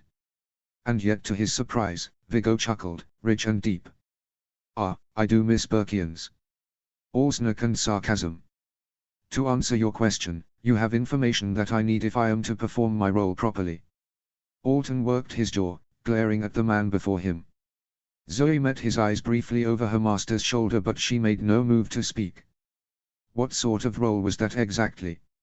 I've already told you people everything, against my better judgment and despite every ounce of willpower I have. What more could I possibly tell you? Ah, but you see, I have not seen Burke in an age. A little more than 2 decades, in fact. Viggo said, folding his arms behind his back once more. Suffice to say, I am behind the times. I need an update on my old friend's lives, particularly of one man. Or should I say, family. As 3 sets of eyes flicked to Astrid, still unconscious across the room. Alton's pulse began to race. If he didn't talk, then they'd probably torture Astrid. Just like they did to Johan. Viggo took a step closer, his voice darkening. Bearing in mind that the only reason you're still alive is because I will it. Alton's eyes shot to Viggo's, terrifyingly mismatched, full of eager intensity, hungry for information that he didn't have. That he desperately wanted. If you do not cooperate, I will have no choice but to end your life. And, unlike the rest of my comrades in this operation, I do not find your life easily expendable. No one is worthless in my book.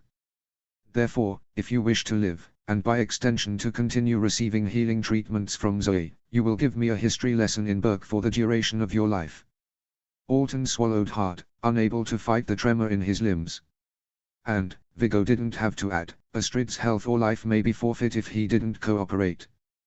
They'd probably torture her for information if he didn't. Hell, they might do it anyway, but... Gods, what was he supposed to do? He didn't want to sell out his friends, his family. I can see you're beginning to fray under the stress. Viggo said. It may feel like a betrayal, but think of it as mere storytelling. I want the history. Brandine is frightfully vague in the details, and while I might be on this journey for the dragons, I need more information if I am properly to understand why my services are so required. Surprise cut through the haze that was Alton's brain at that. Wait. You don't know anything about Brandine and the Haddocks? Why they hate each other? Your shock alone is precisely my point. Viggo said. Hiccup was my greatest foe, but he himself had many. Through rumors and the obvious undertaking of Berserker we just endured, I have deduced this all has to do with Dagur the Deranged, but that vile man's death came after my time in the archipelago. One can easily assume that Brandine is Dagur's son.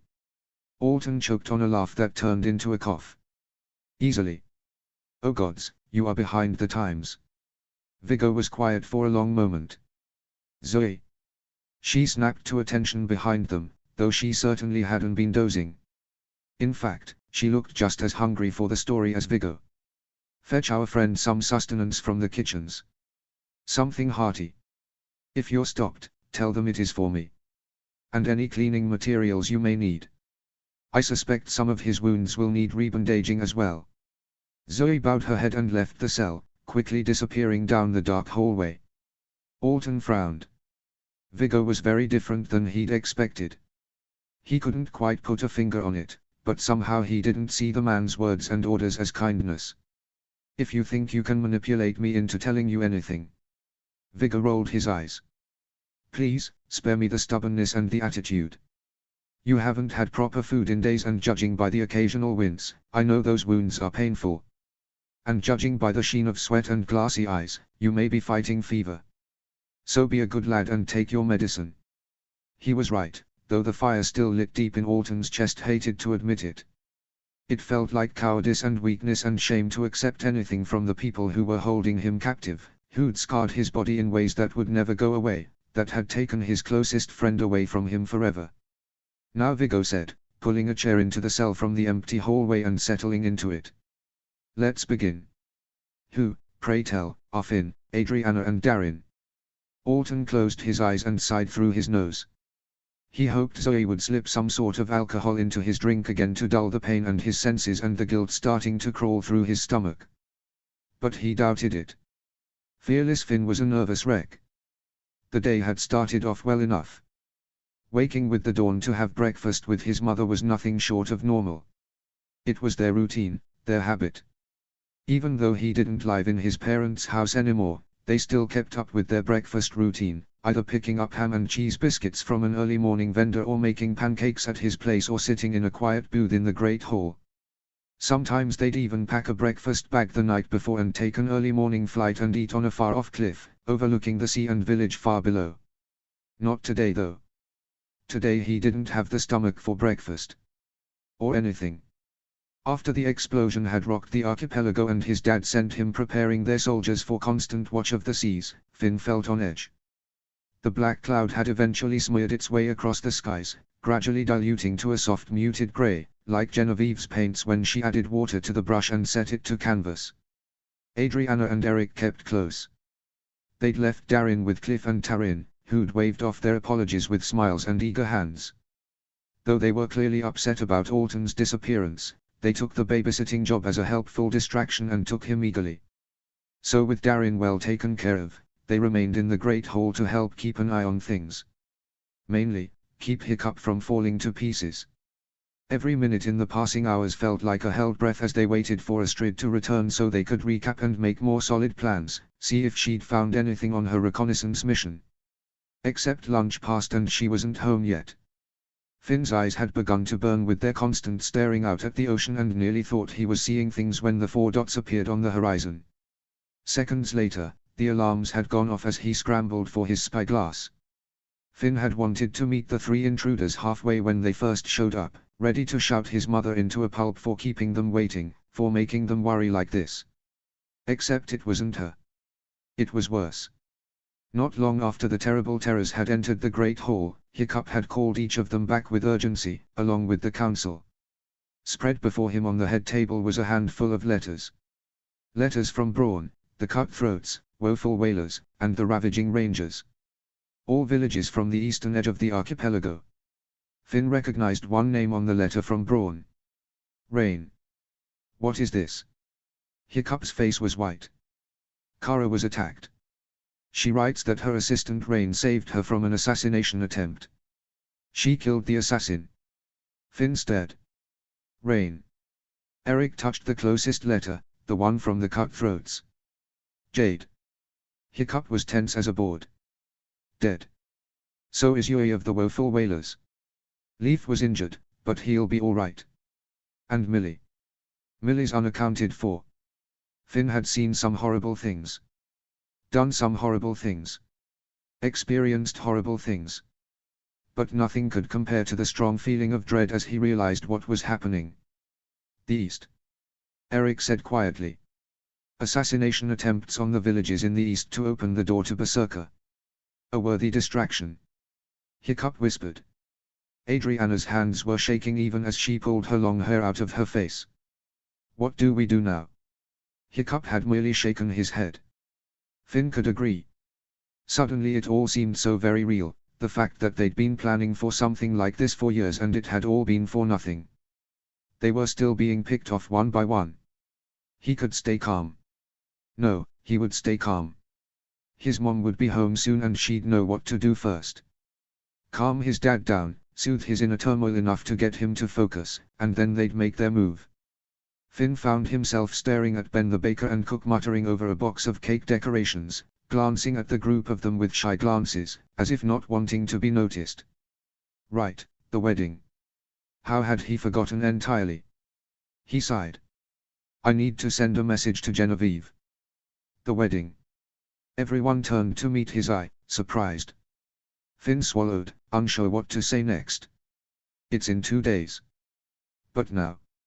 If I don't send something, the Jatans will start leaving by ship tomorrow. Adriana's brow was creased. What are you saying? I think we should put it on hold. Finn managed, hardly daring to breathe as he said it, even as the disappointment in his voice was clear. But Finn. No, Anna. Finn said, firmer this time. People are dying. We need to regroup and let's face it, we won't be able to do both. Jenny will understand. Adriana stared for a long moment, her expression downcast. I'm sorry. What are you sorry about? It's not your fault, Anna. Finn said before grabbing a piece of paper from a nearby stack. But it'll take a while for the terror message to arrive, so. Without another word he strode to an empty table in the back of the great hall. He sat there for what felt like hours, gathering his thoughts. How the hell was he supposed to put any of this in a letter? If she lived closer, he'd just fly out to see her and say all this face to her face. That's how it should be. No. It was not how it should be. They shouldn't have to be cancelling anything or putting anything on hold, but how were they going to tell everyone across the entire archipelago not to show up on Berk in 2 days? Shaking his head, Finn buried his face in his hands. First Alton and Johan, gone. Then Sven and Berserker Island, gone. Now they were being told Sven wasn't the only one, a coup across the entire Eastern Islands. Some of the men and women he'd come to know as friends and fellow leaders were now gone, murdered by assassins. Jade and Yui were gone, like Sven. Leaf was injured. Millie was missing, like Alton and Johan. And here he was feeling disappointed that his wedding needed to be put off. Suddenly he felt angry. Angry at Brandine for ruining the lives of so many, but perhaps more so, angry at himself. For being selfish, for making this about him. Gods, he couldn't wait to take Brandine apart piece by piece. A body slid into the booth across from him but said nothing. Finn didn't move, not wanting to meet the eyes of whoever had sat down. Then a gentle hand touched his elbow. Finn, it's okay to be upset. Anna. Inhaling deeply through his nose, Finn scrubbed his hands down his face and sighed, not quite meeting her eye. He stared at the blank piece of paper still sitting before him. I just Feel selfish for being disappointed. No. It's not wrong to feel disappointment. You have every reason to be frustrated by this. Finally he looked up at his twin. Her expression was nothing but loving and sympathetic. She was right, of course. He wasn't wrong to feel disappointment for having to put his wedding off. Especially after waiting for it for years. He could accept it, but he still didn't know how to put it into words. He glanced down at the paper again.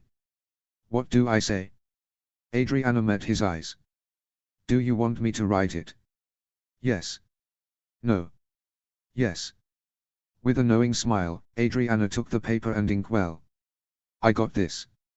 Grateful and strangely relieved, Finn nodded. Thanks, Anna. Adriana was already deep in thought, her brow pinched as she thought of how to begin the letter. How to sign away his soul. Shaking his head, he shoved that thought away. No, it was going to be all right. Postponing the wedding was a wise decision, and it would happen. So, forcing himself to take another steady breath, he turned away to give her time to think and surveyed the great hall. Streamers were hung from the rafters in white and gold. Many tables had piles of decorations waiting for the moment they would be distributed across all the tables. Flowers and vases and twine and burlap and tablecloths and napkins and... Closing his eyes, Finn looked away and focused on his sister, brow pinched as she wrote in a way that resembled their dad. The decorations, the celebration. It was too much. Genevieve would likely be so disappointed. And though he wanted nothing more than to see her, with the current danger, he didn't want her traveling. Tell her not to come to Burke. Adriana paused mid-sentence, eyes widening. But Finn. No, until we figure out what's going on, I want her to stay there. Where it's safe. After a long pause, Adriana nodded. She continued writing without another word and Finn watched the quill fly across the paper. Soon she was blowing on the ink and turning the page around for him to read. Though it was wordier than he would have put it, he nodded. Perhaps Adriana's gentle yet flowing words would ease the news a little more. It was difficult to put so much into a letter without being too blunt, too coarse, too decisive. Somehow Adriana had managed to put all the dire information about Alton and Johan, Berserker Island, the coup, and his apology and request to postpone the wedding and to stay on jet into the letter without sounding, well, too blunt, coarse or decisive. Nodding, he deemed it ready. I'll send it now. The sooner it gets there, the better. Adriana said, standing and folding the letter. Pausing, she reached out to squeeze his arm and then took off. Finn sighed, watching as she disappeared. He tried not to feel like his heart was on that sheet of paper. Instead he focused on his dad, who flinched as Adriana flung the door open. He looked up from his seat at the head table, expression expectant and worried and relieved, only to fall as Adriana slipped outside. His dad seemed to try to smooth his expression back into calm neutrality, but anyone who knew him at all had to see he was worried. And for a moment, Finn ignored the fact that it was his mom. Suddenly he put himself in his father's shoes. What if it was Genevieve who'd gone missing? His best friend of most of his life, off on a recon mission just as the world turned itself upside down. Just to get letters saying that some of his closest friends and allies had been murdered. Shaking his head, Finn rubbed his hands down his face. God's mom, where are you? Brandine was beside himself with glee. Sure, he had a lot to gripe about. Many of his ships had been destroyed or heavily damaged in the explosion that had no doubt rocked the archipelago. His element of surprise had equally been dashed to pieces. No doubt the entire archipelago knew he was here. But he didn't care. They would have found out eventually, no matter how much he'd planned. The hardest part, gaining access to the archipelago, was over. He had no doubt that the rest would go off without a hitch. He had news that a few of the chieftains who would have posed a threat were gone. Jade, Yue, Leaf was yet to be determined. Even fatal injuries could be healed on occasion. Millie was in the wind. But now his odds of success were even better, almost as if the very gods themselves had given him their blessing. He couldn't have planned for Astrid Haddock to show up on his doorstep on the cusp of his victory. Back in the beginning days of planning, he'd considered kidnapping Astrid. How hard could it be? His father had done it once. Except Astrid was a mighty force to deal with, so an easier target would have been Adriana. This was too easy though. He wanted to draw out the pain of loss as long as possible, and while a kidnapping of Hiccup's wife would surely do damage, there simply was no possibility for him to commit such a feat in the past few years. Certainly not after the archipelago learned of his true identity after the convocation. But now, Brandine couldn't help the wild grin at the thought. Maybe he shouldn't be surprised. Finn was as impetuous as Astrid, after all. Hiccup planned, Adriana played it safe, but Astrid and Finn. They were the wild cards, fearless and each packed a worthy punch, but planning was not their stratagem. They were fighters, not planners. First act, then think. They'd always feared that sort of impetuous behavior would get Finn killed one day, and they were nearly correct on many occasions. Getting himself wrapped up in the slave trade took a special kind of stupid. But Astrid. Gods, Snoggletog came early. He was going to have fun with this.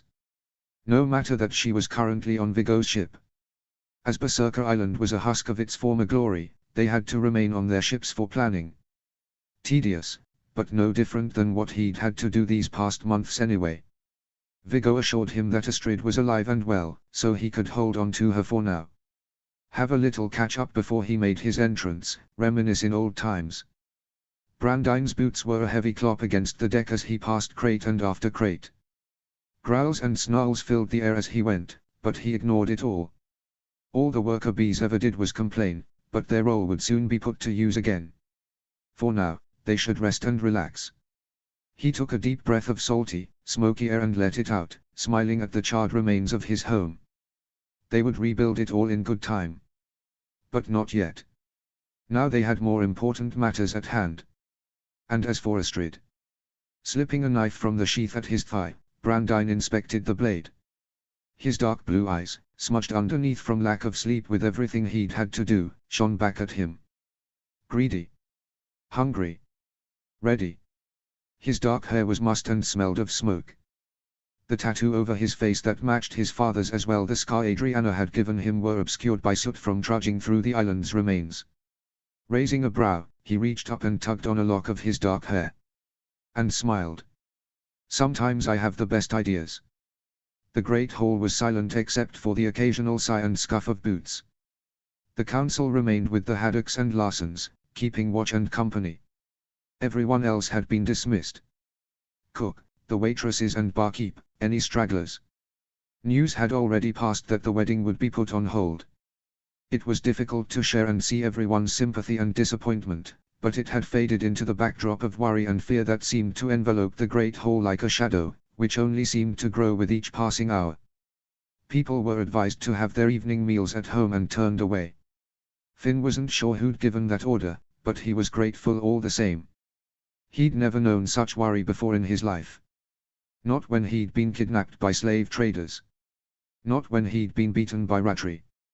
Not even when Benin died. All these things had a flurry of strong emotions, but none of them compared to this. To not knowing where his mom was. She might be a rebel and a fighter, but she'd never be gone this long. Not on purpose.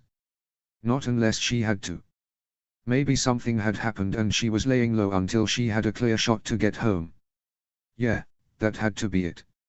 His dad was standing outside the great hall at the top of the steps, staring out at the sea.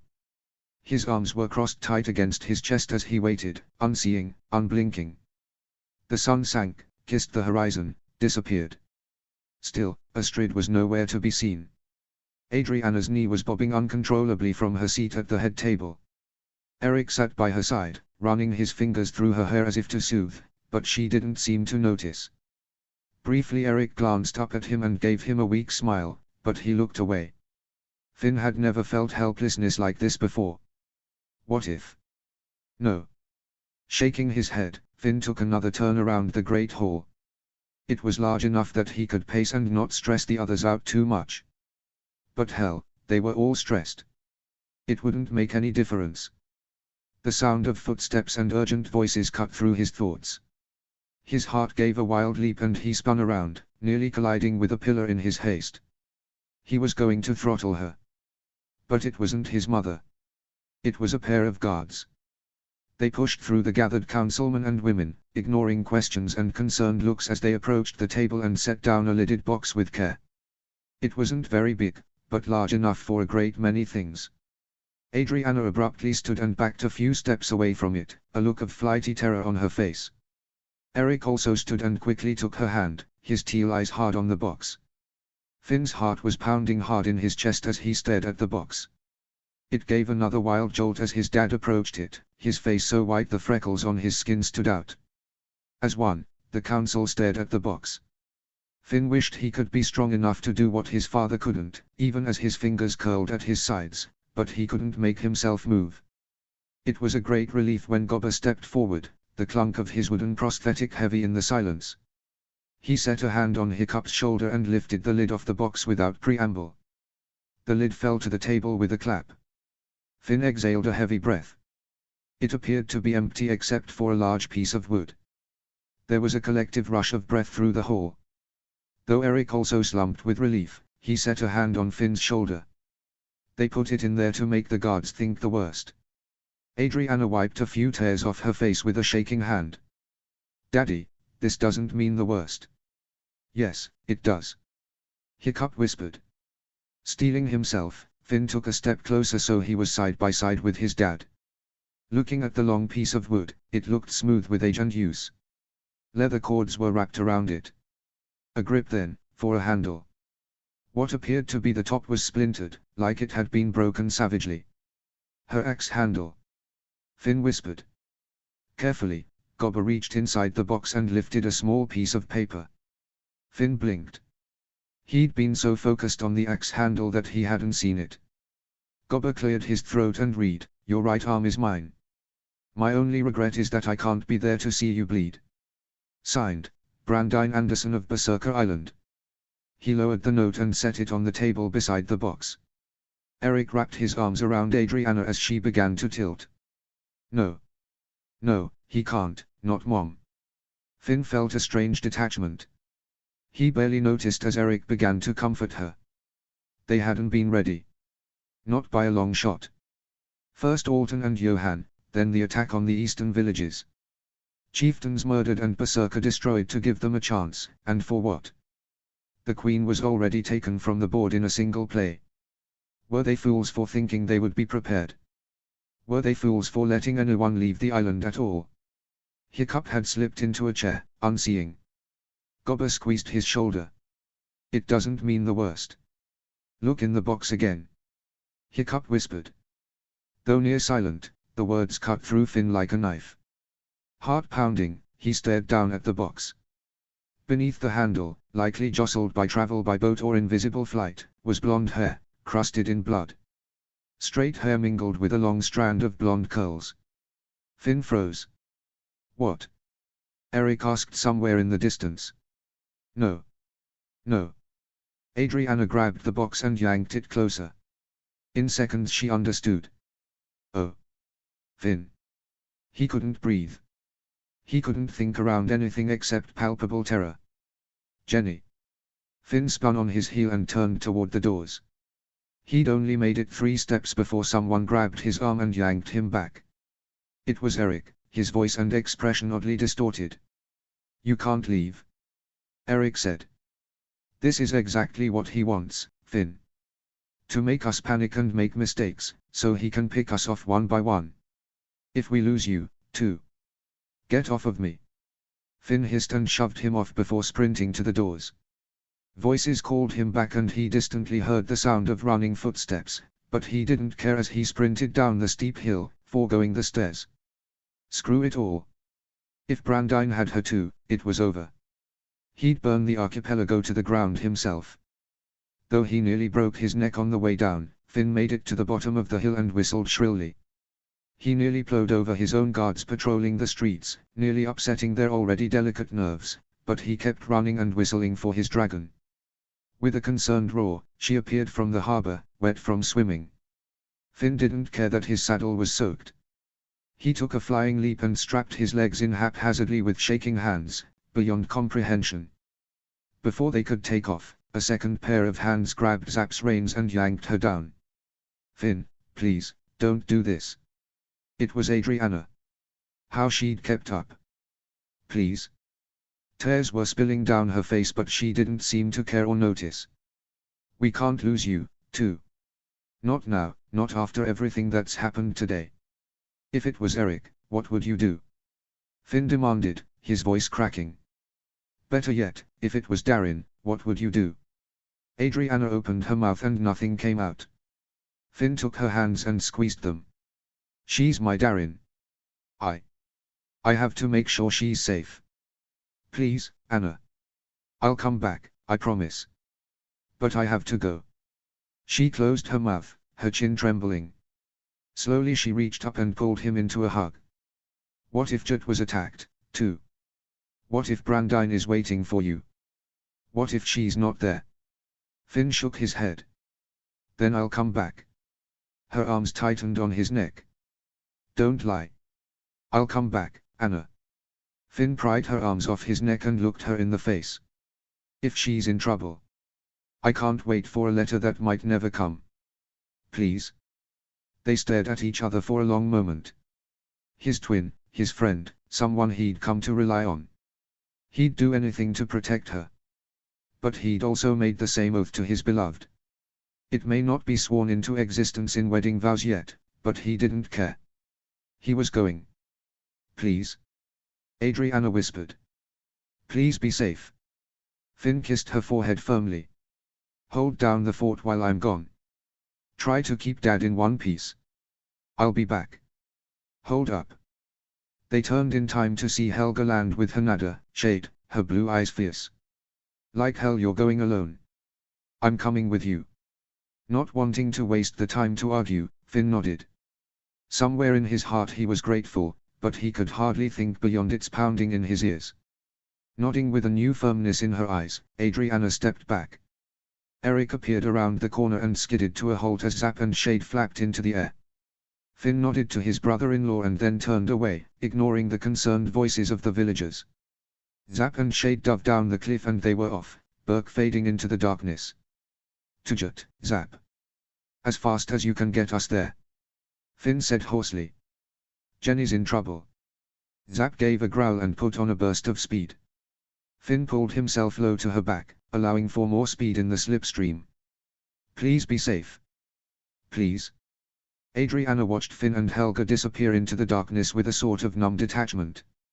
It felt like someone had carved something out of her chest. Something bright and powerful. Something unyielding and stubborn and fearless. No. She snatched back those thoughts with a firm shake of her head.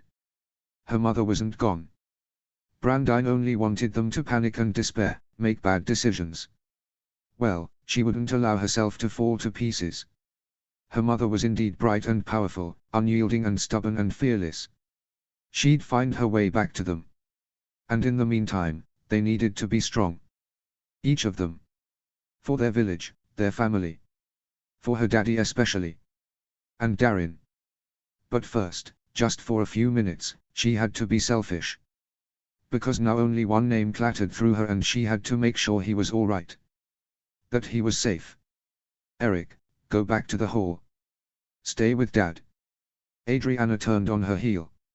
She didn't stick around to hear him reply, though she had a feeling he'd only nodded. He seemed to understand that she needed to do this alone. A flaw in her thinking perhaps, but she abandoned the thought as she sprinted down the street. Her mother was gone. Finn had left. Genevieve was unaccounted for.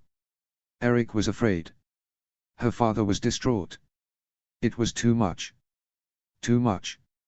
Everything she'd built these last 3 years seemed to be crumbling down around her. People glanced at her as she sprinted through the streets, tears splashing down her face. But one thing was still the same. She knew exactly where he was, where she'd left him, with whom she'd left him. She trusted them with every fiber of her being. There was still good in the world. There was still hope. There were still good people who loved and cared for her and her family. All was not lost yet. And she was reminded of this the second she shoved through Cliff and Taryn's front door and found Darren playing on the rug with Cliff, surrounded by a pile of painted wooden dragons. Mama. Darren hopped out of Cliff's lap and then paused when he saw her face. Mama, you okay? Adriana choked on a sob and dropped to her knees. Mama needs a hug, baby.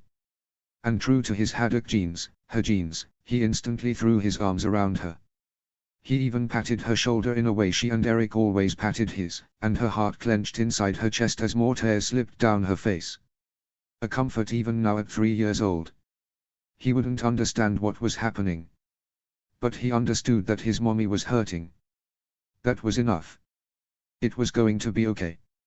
She'd make it okay. But right now, nothing, absolutely nothing was okay, save for this moment. Darren was safe. It was the only thing she was sure of.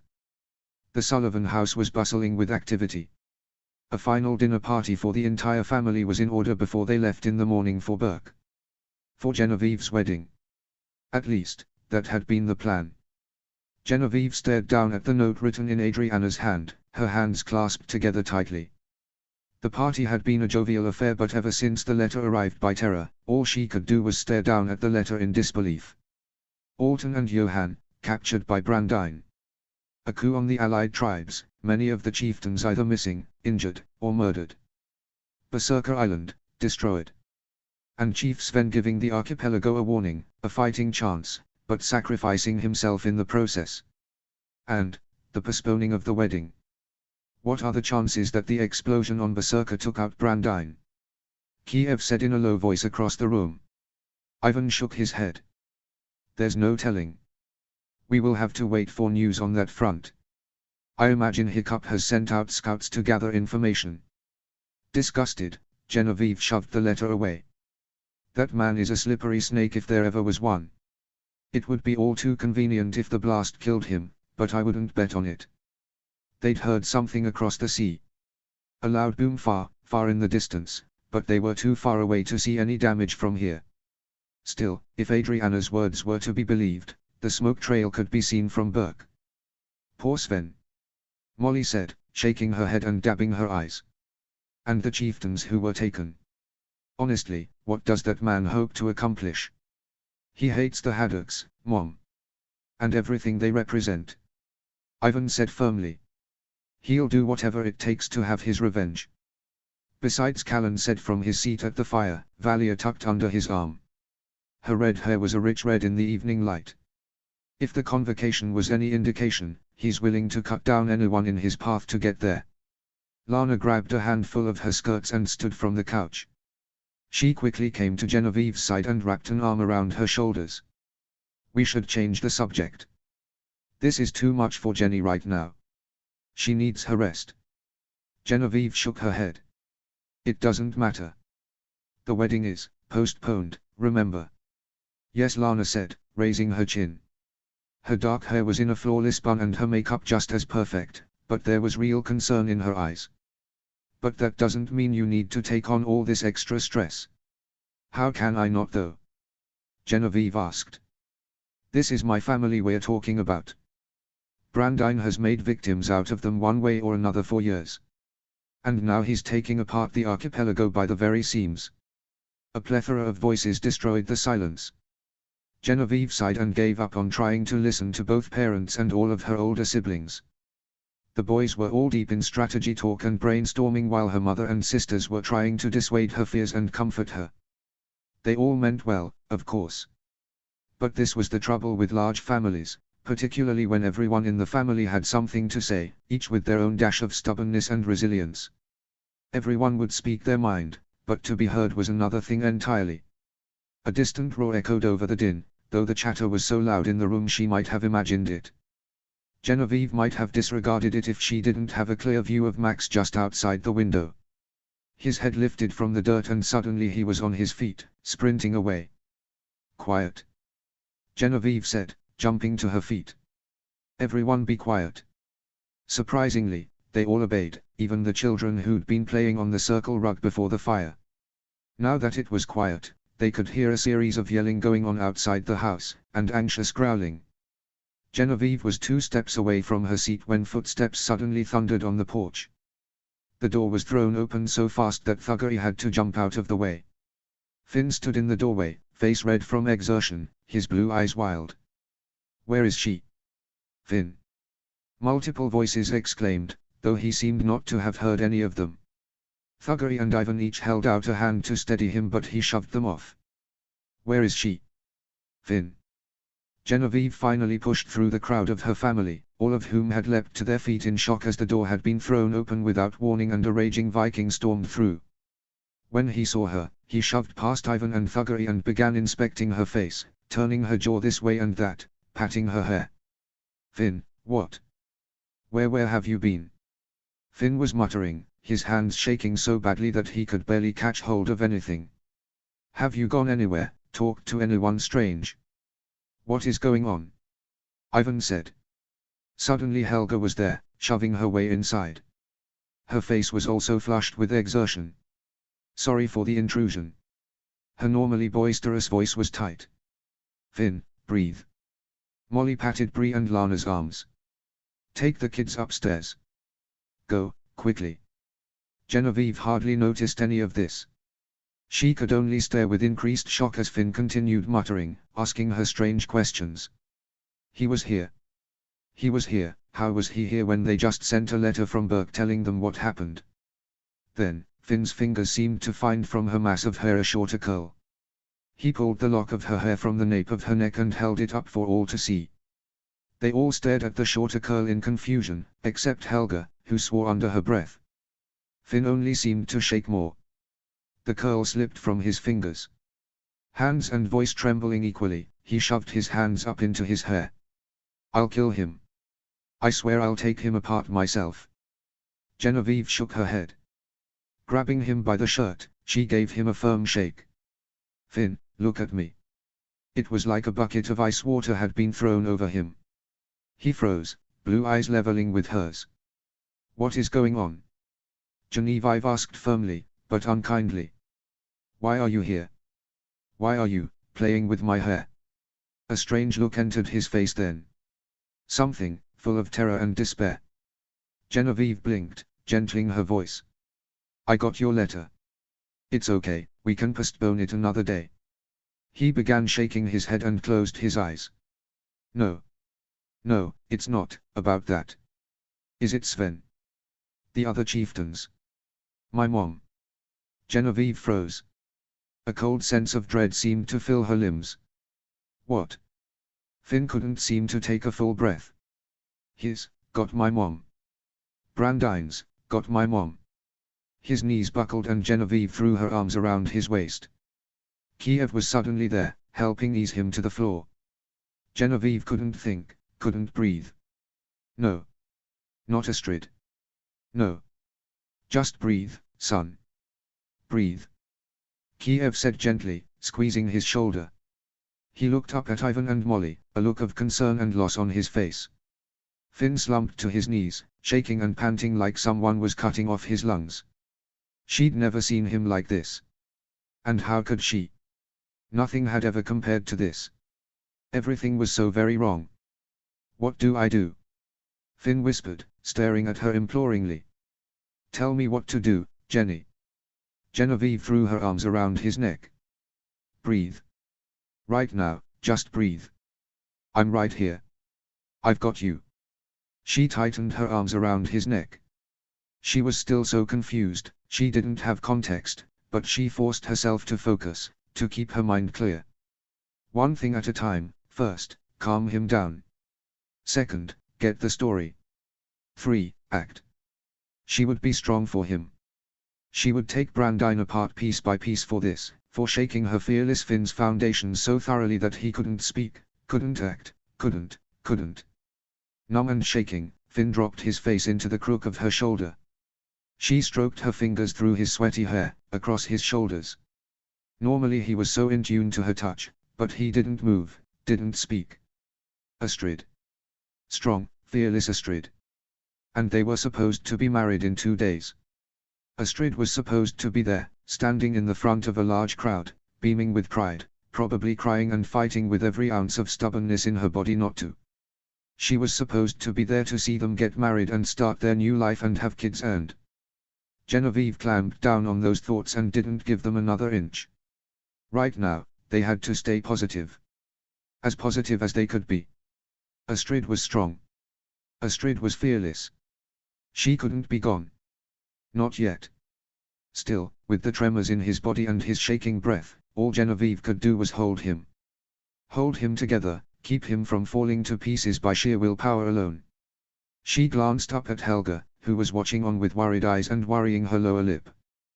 The limit, Helga's eyes seemed to say. He's reached his limit today. Nodding, Genevieve squeezed his shoulders tighter and hardened her resolve. They'd always feared something would happen. She always knew that it would be a fool's hope to believe Brandine would just disappear. Well now, it had happened. Now it was time to do her part. A gentle swaying motion was the first thing that drifted into Astrid's consciousness. It made her head swim at the back and forth, up and down sensation. Her chest felt tight and her skin felt cold, clammy. Even her hands felt tight, like balloons blown too tight and ready to burst. Slowly she cracked her eyes open. She was sitting against the wall of a blackened wood floor. The swaying motion, a ship. A cell door was on her left, blocking her in. The room was mostly empty with the exception of a single individual with auburn hair and white cloth bandaged to both cheeks. The haze lifted at last and Alton Brown's face came into focus. Wait. Astrid straightened bolt upright, looking around for guards. Then a sharp, prickling pain echoed through both hands and she gasped. Looking up, she found her wrists shackled to the wall above her. Due to the dead weight of her arms while she was unconscious, her hands were utterly purple. Ugh! Astrid hissed, the pain very real now that her brain decided to catch up to her body. Lift them up. Alton said calmly from his chair across the room. What? Astrid said, then coughed. Her chest gave a deep throb, which spread with every breath. Deeper breaths hurt even more. What happened? Alton. Is that you? Yeah, it's me, though I didn't realize that almost drowning could make you forget a familiar face. Alton paused as Astrid tried to return feeling back into her hands. Lift up your arms, then the circulation won't get cut off. Your arms are probably already sore, but, well, nothing you can do about that I'm afraid. Indeed. And yet the prickling sensation only worsened as the blood began to surge back into her hands. Gritting her teeth, Astrid wiggled her fingers and slowly turned her wrists in small circles to get the blood flowing. It was a long process, but finally she began to regain full movement again. Astrid sighed, irritated at the position she'd been left in. Whoever these cowards were, they'd thought this through well. They probably knew her reputation. She couldn't pull herself to her feet easily, and there was so little room to move that she'd barely be able to get them beneath her anyway. And worse still, she'd had to go and get herself captured. Gods, Hiccup was probably beside himself with worry, and when that happened. Stormfly. Resisting a frustrated growl, Astrid looked around the room again. Alton, how do we get out of here? Alton gave a long shrug. Beats me. Ha, that's funny. Astrid paused in her squirming around the cuffs, frowning. What's funny? Beats me. Cause. Suddenly he frowned and shook his head. Never mind. Hunger and thirst and stress are making me crazy. My jokes are turning darker. Astrid blinked and then shook off his babbling. Alton, where are we? Is Brandine here? Where is Johan?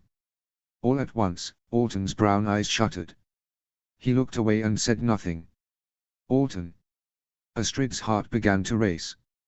Alton, where is Johan? He's gone. The whisper was so quiet, she almost didn't catch it. Her heart gave a painful lurch at the impossibility of it.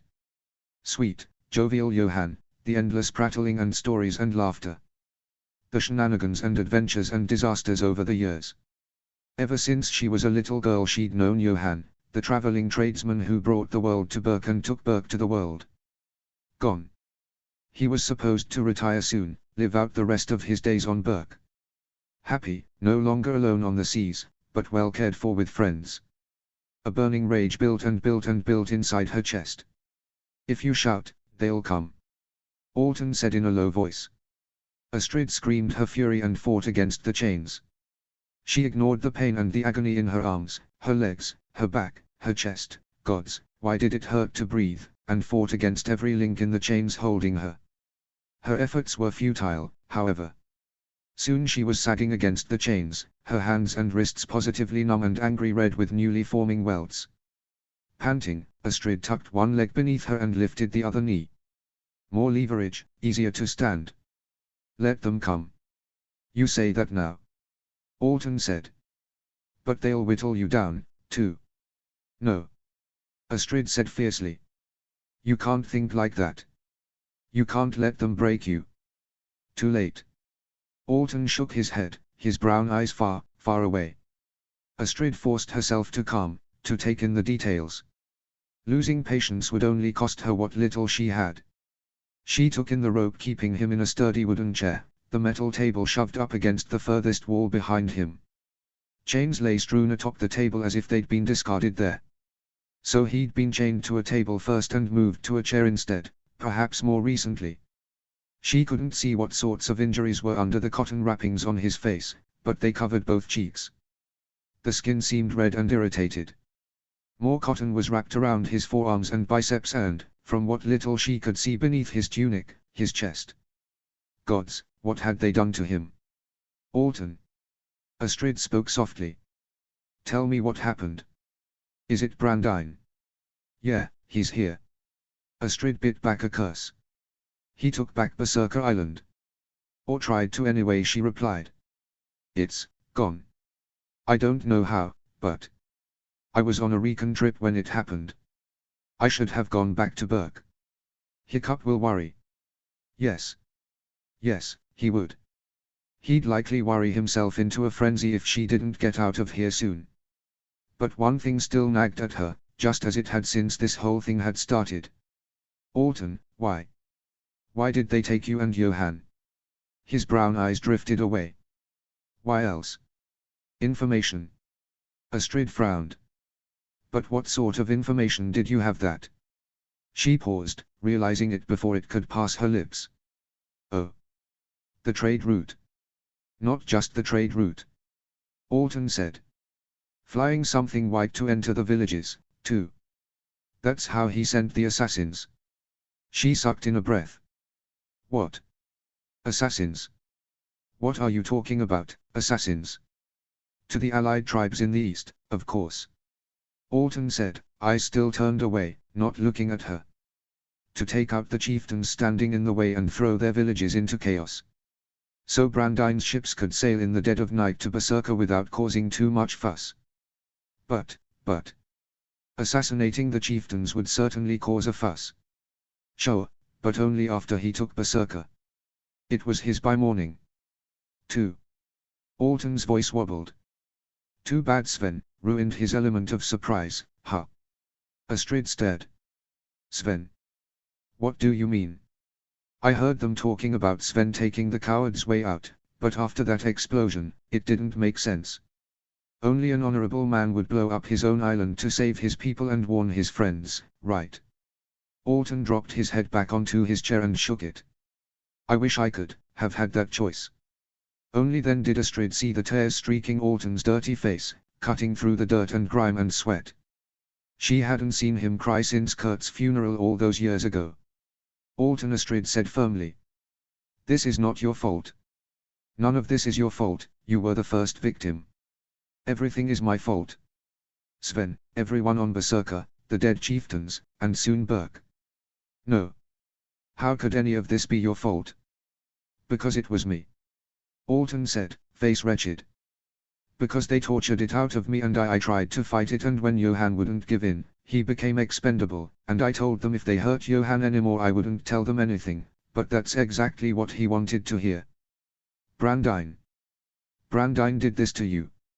No, worse, someone so much worse. Brandine just watched. Impossible. How could anyone be worse than Brandine? Astrid exhaled, forced herself to focus. Clearly Alton was under a lot of stress, and he had been for days. He could hardly be blamed for being forced to speak under pain of torture. Listen, Astrid said again in a calm voice. What exactly did you tell them? Suddenly Alton gave a short, breathy laugh. The amusement was gone as quickly as it arrived, however, because when he faced Astrid once more, his expression was distraught. Everything. Astrid tried to comprehend the word everything. How many secrets could Alton have possibly known, as a trader for the archipelago? Now when you say everything. I mean, everything. Alton whispered. He wanted to know everything. And now you're here. Before you arrived, they had no leverage. I could take Burke's secrets, everyone's secrets to my grave. But after they brought you in. His eyes were far away again. I couldn't let them torture you and kill you because I refused to talk. Like Johann. His eyes narrowed. I'm a traitor. No. Astrid said firmly. Alton, look at me. Look at me. Slowly, he turned to face her, though she wasn't sure he could actually hear her. Something seemed off, like he was ill. I promise you, Alton. You are not a traitor. None of this is your fault. It's Brandine's. You have been so impossibly brave and strong. Now I need you to stay with me. Stay strong. Think of your family. Taryn hasn't had that beautiful baby yet. You want to meet your niece or nephew, right? A soft familiar smile appeared on Alton's face. And Inga. She's been worried sick about you ever since Mabel arrived. What? Alton seemed to snap back to reality at that. Mabel. She made it. Of course. She went straight to Inga, who went straight to Hiccup. We sent out Snotlout and Roughnut and Toughnut to look for you both, but... Astrid faltered. Well, they hadn't returned this morning when I went on my recon flight. Or, whatever day it is. Point is, you have to stay strong for Inga. She's staying strong for you. Alton gave a distant blink. Inga. An abrupt squeal of rusty hinges down the hallway preceded a series of footsteps. Astrid sat up, watching with narrowed eyes as three figures strode down the hall.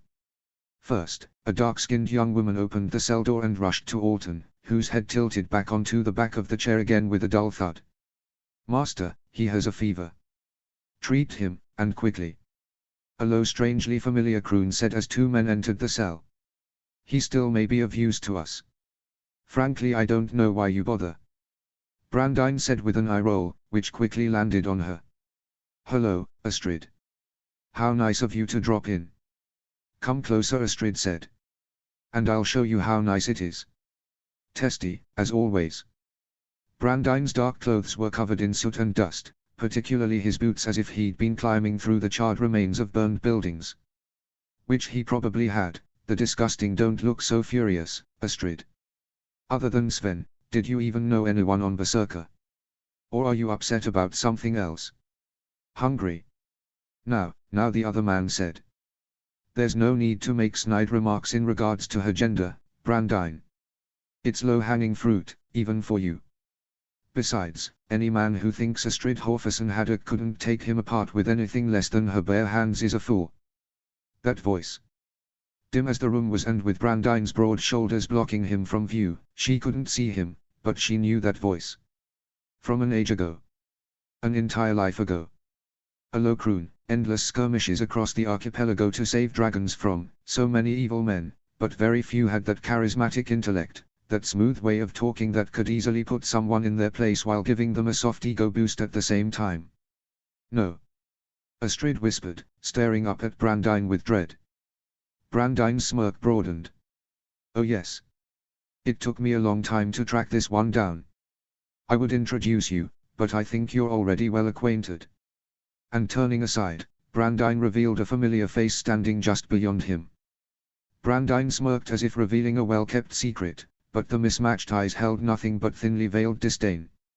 For being showcased like a puppet, another weapon in Brandine's arsenal when he himself was one of the smartest people Astrid had ever come into contact with.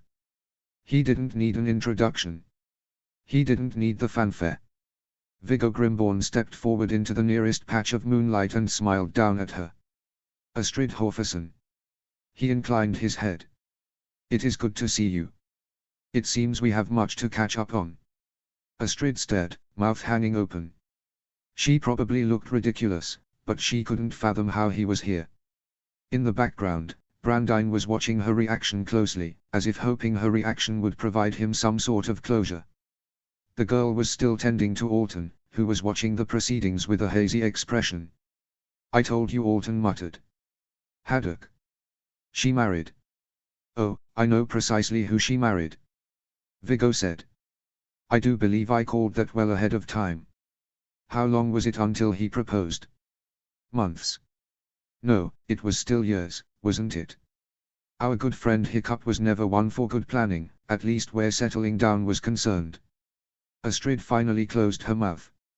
How are you here? I thought you were dead. Typical. Viggo said, folding his hands behind his back. Let's just say I took a tumble through a certain volcano and bowed out after that with as much dignity remaining as I could muster. Will that suffice? Works for me. Now pack your bags and go back to whatever hellhole you crawled out of. We've got enough to deal with regarding this one. Astrid said, jerking her chin toward Brandine. Viggo's smile broadened. Indeed. Alton told me all about the history between your happy family and Brandine. Brandine whipped around. He what? What did you tell him? Even in his fevered state, Alton managed to roll his eyes. I already told you, I told him everything because that's what he wanted. You never told me anything. Brandine shouted, jabbing a finger into Alton's chest. He hissed and jerked away, but couldn't move for the chair. The girl stepped back, expression utterly blank, but her eyes darkened. Either at being interrupted for tending to her patient or for Brandine hurting him, Astrid wasn't sure. Brandine, the boy is nearly delirious with fever. Perhaps you should leave him be. And I still say dump him overboard because he's useless to us. Or at least he's useless to me. Brandine said, whipping around and now towering over a thoroughly unimpressed Viggo. But you, oh no, he's apparently a storyteller for you. I told you from the beginning that any questions go through me. Yes, but as you fail to provide helpful information. We've been over this, you don't need the whole history, Viggo. You're here to capture dragons. Brandine threw out his arms, nearly irate. Why do you need the details on the precious Haddock family? Because they are the whole reason we are here, no. And if we are to work together, I require more details than the bare minimum. Brandine scoffed. Oh, work together. Is that what this is? No, you work for me. Get that through your skull and stop meddling. Sure thing, boss. Viggo said, a glint in his dark eye that Astrid remembered all too well. Shall I fetch your laundry and supper as well? If I work for you, I might as well find something useful to do. Brandine growled in near rabid frustration and stalked from the room, muttering under his breath. If Astrid didn't hate Viggo so much, she might have laughed at the victorious smirk on his face after the door slammed down the hall. Alas, I require more substantial players in the game. Brandine is far too easy to rile up these days. He's intent on destroying an entire archipelago, you see. Yes. Astrid muttered. He's quite taken with that. Her gaze flicked to Alton. What's wrong with him? Why did you torture him? Me. Viggo blinked in surprise. I may have been there for the nasty ordeal, but I have never harmed the boy. Zoe, back to work, if you please. The girl, Zoe, obeyed without a moment's hesitation. The shorn hair, the marks on her skin, she was a slave. Astrid glared up at Viggo, shocked and somehow yet not surprised either. Viggo merely smiled down at her. As for what is wrong with him, it's nothing a bit of rest, tonics, and good food can't fix. Viggo said calmly. Unfortunately Slaver Anton got a hold of him and that is never a good thing. Astrid frowned. She hated to ask, to admit that she didn't know. Oh, Alton didn't tell you. Viggo ran a hand across his goatee. Slaver Anton is a formidable foe. He relishes human pain and suffering, and it is his job to carry it out.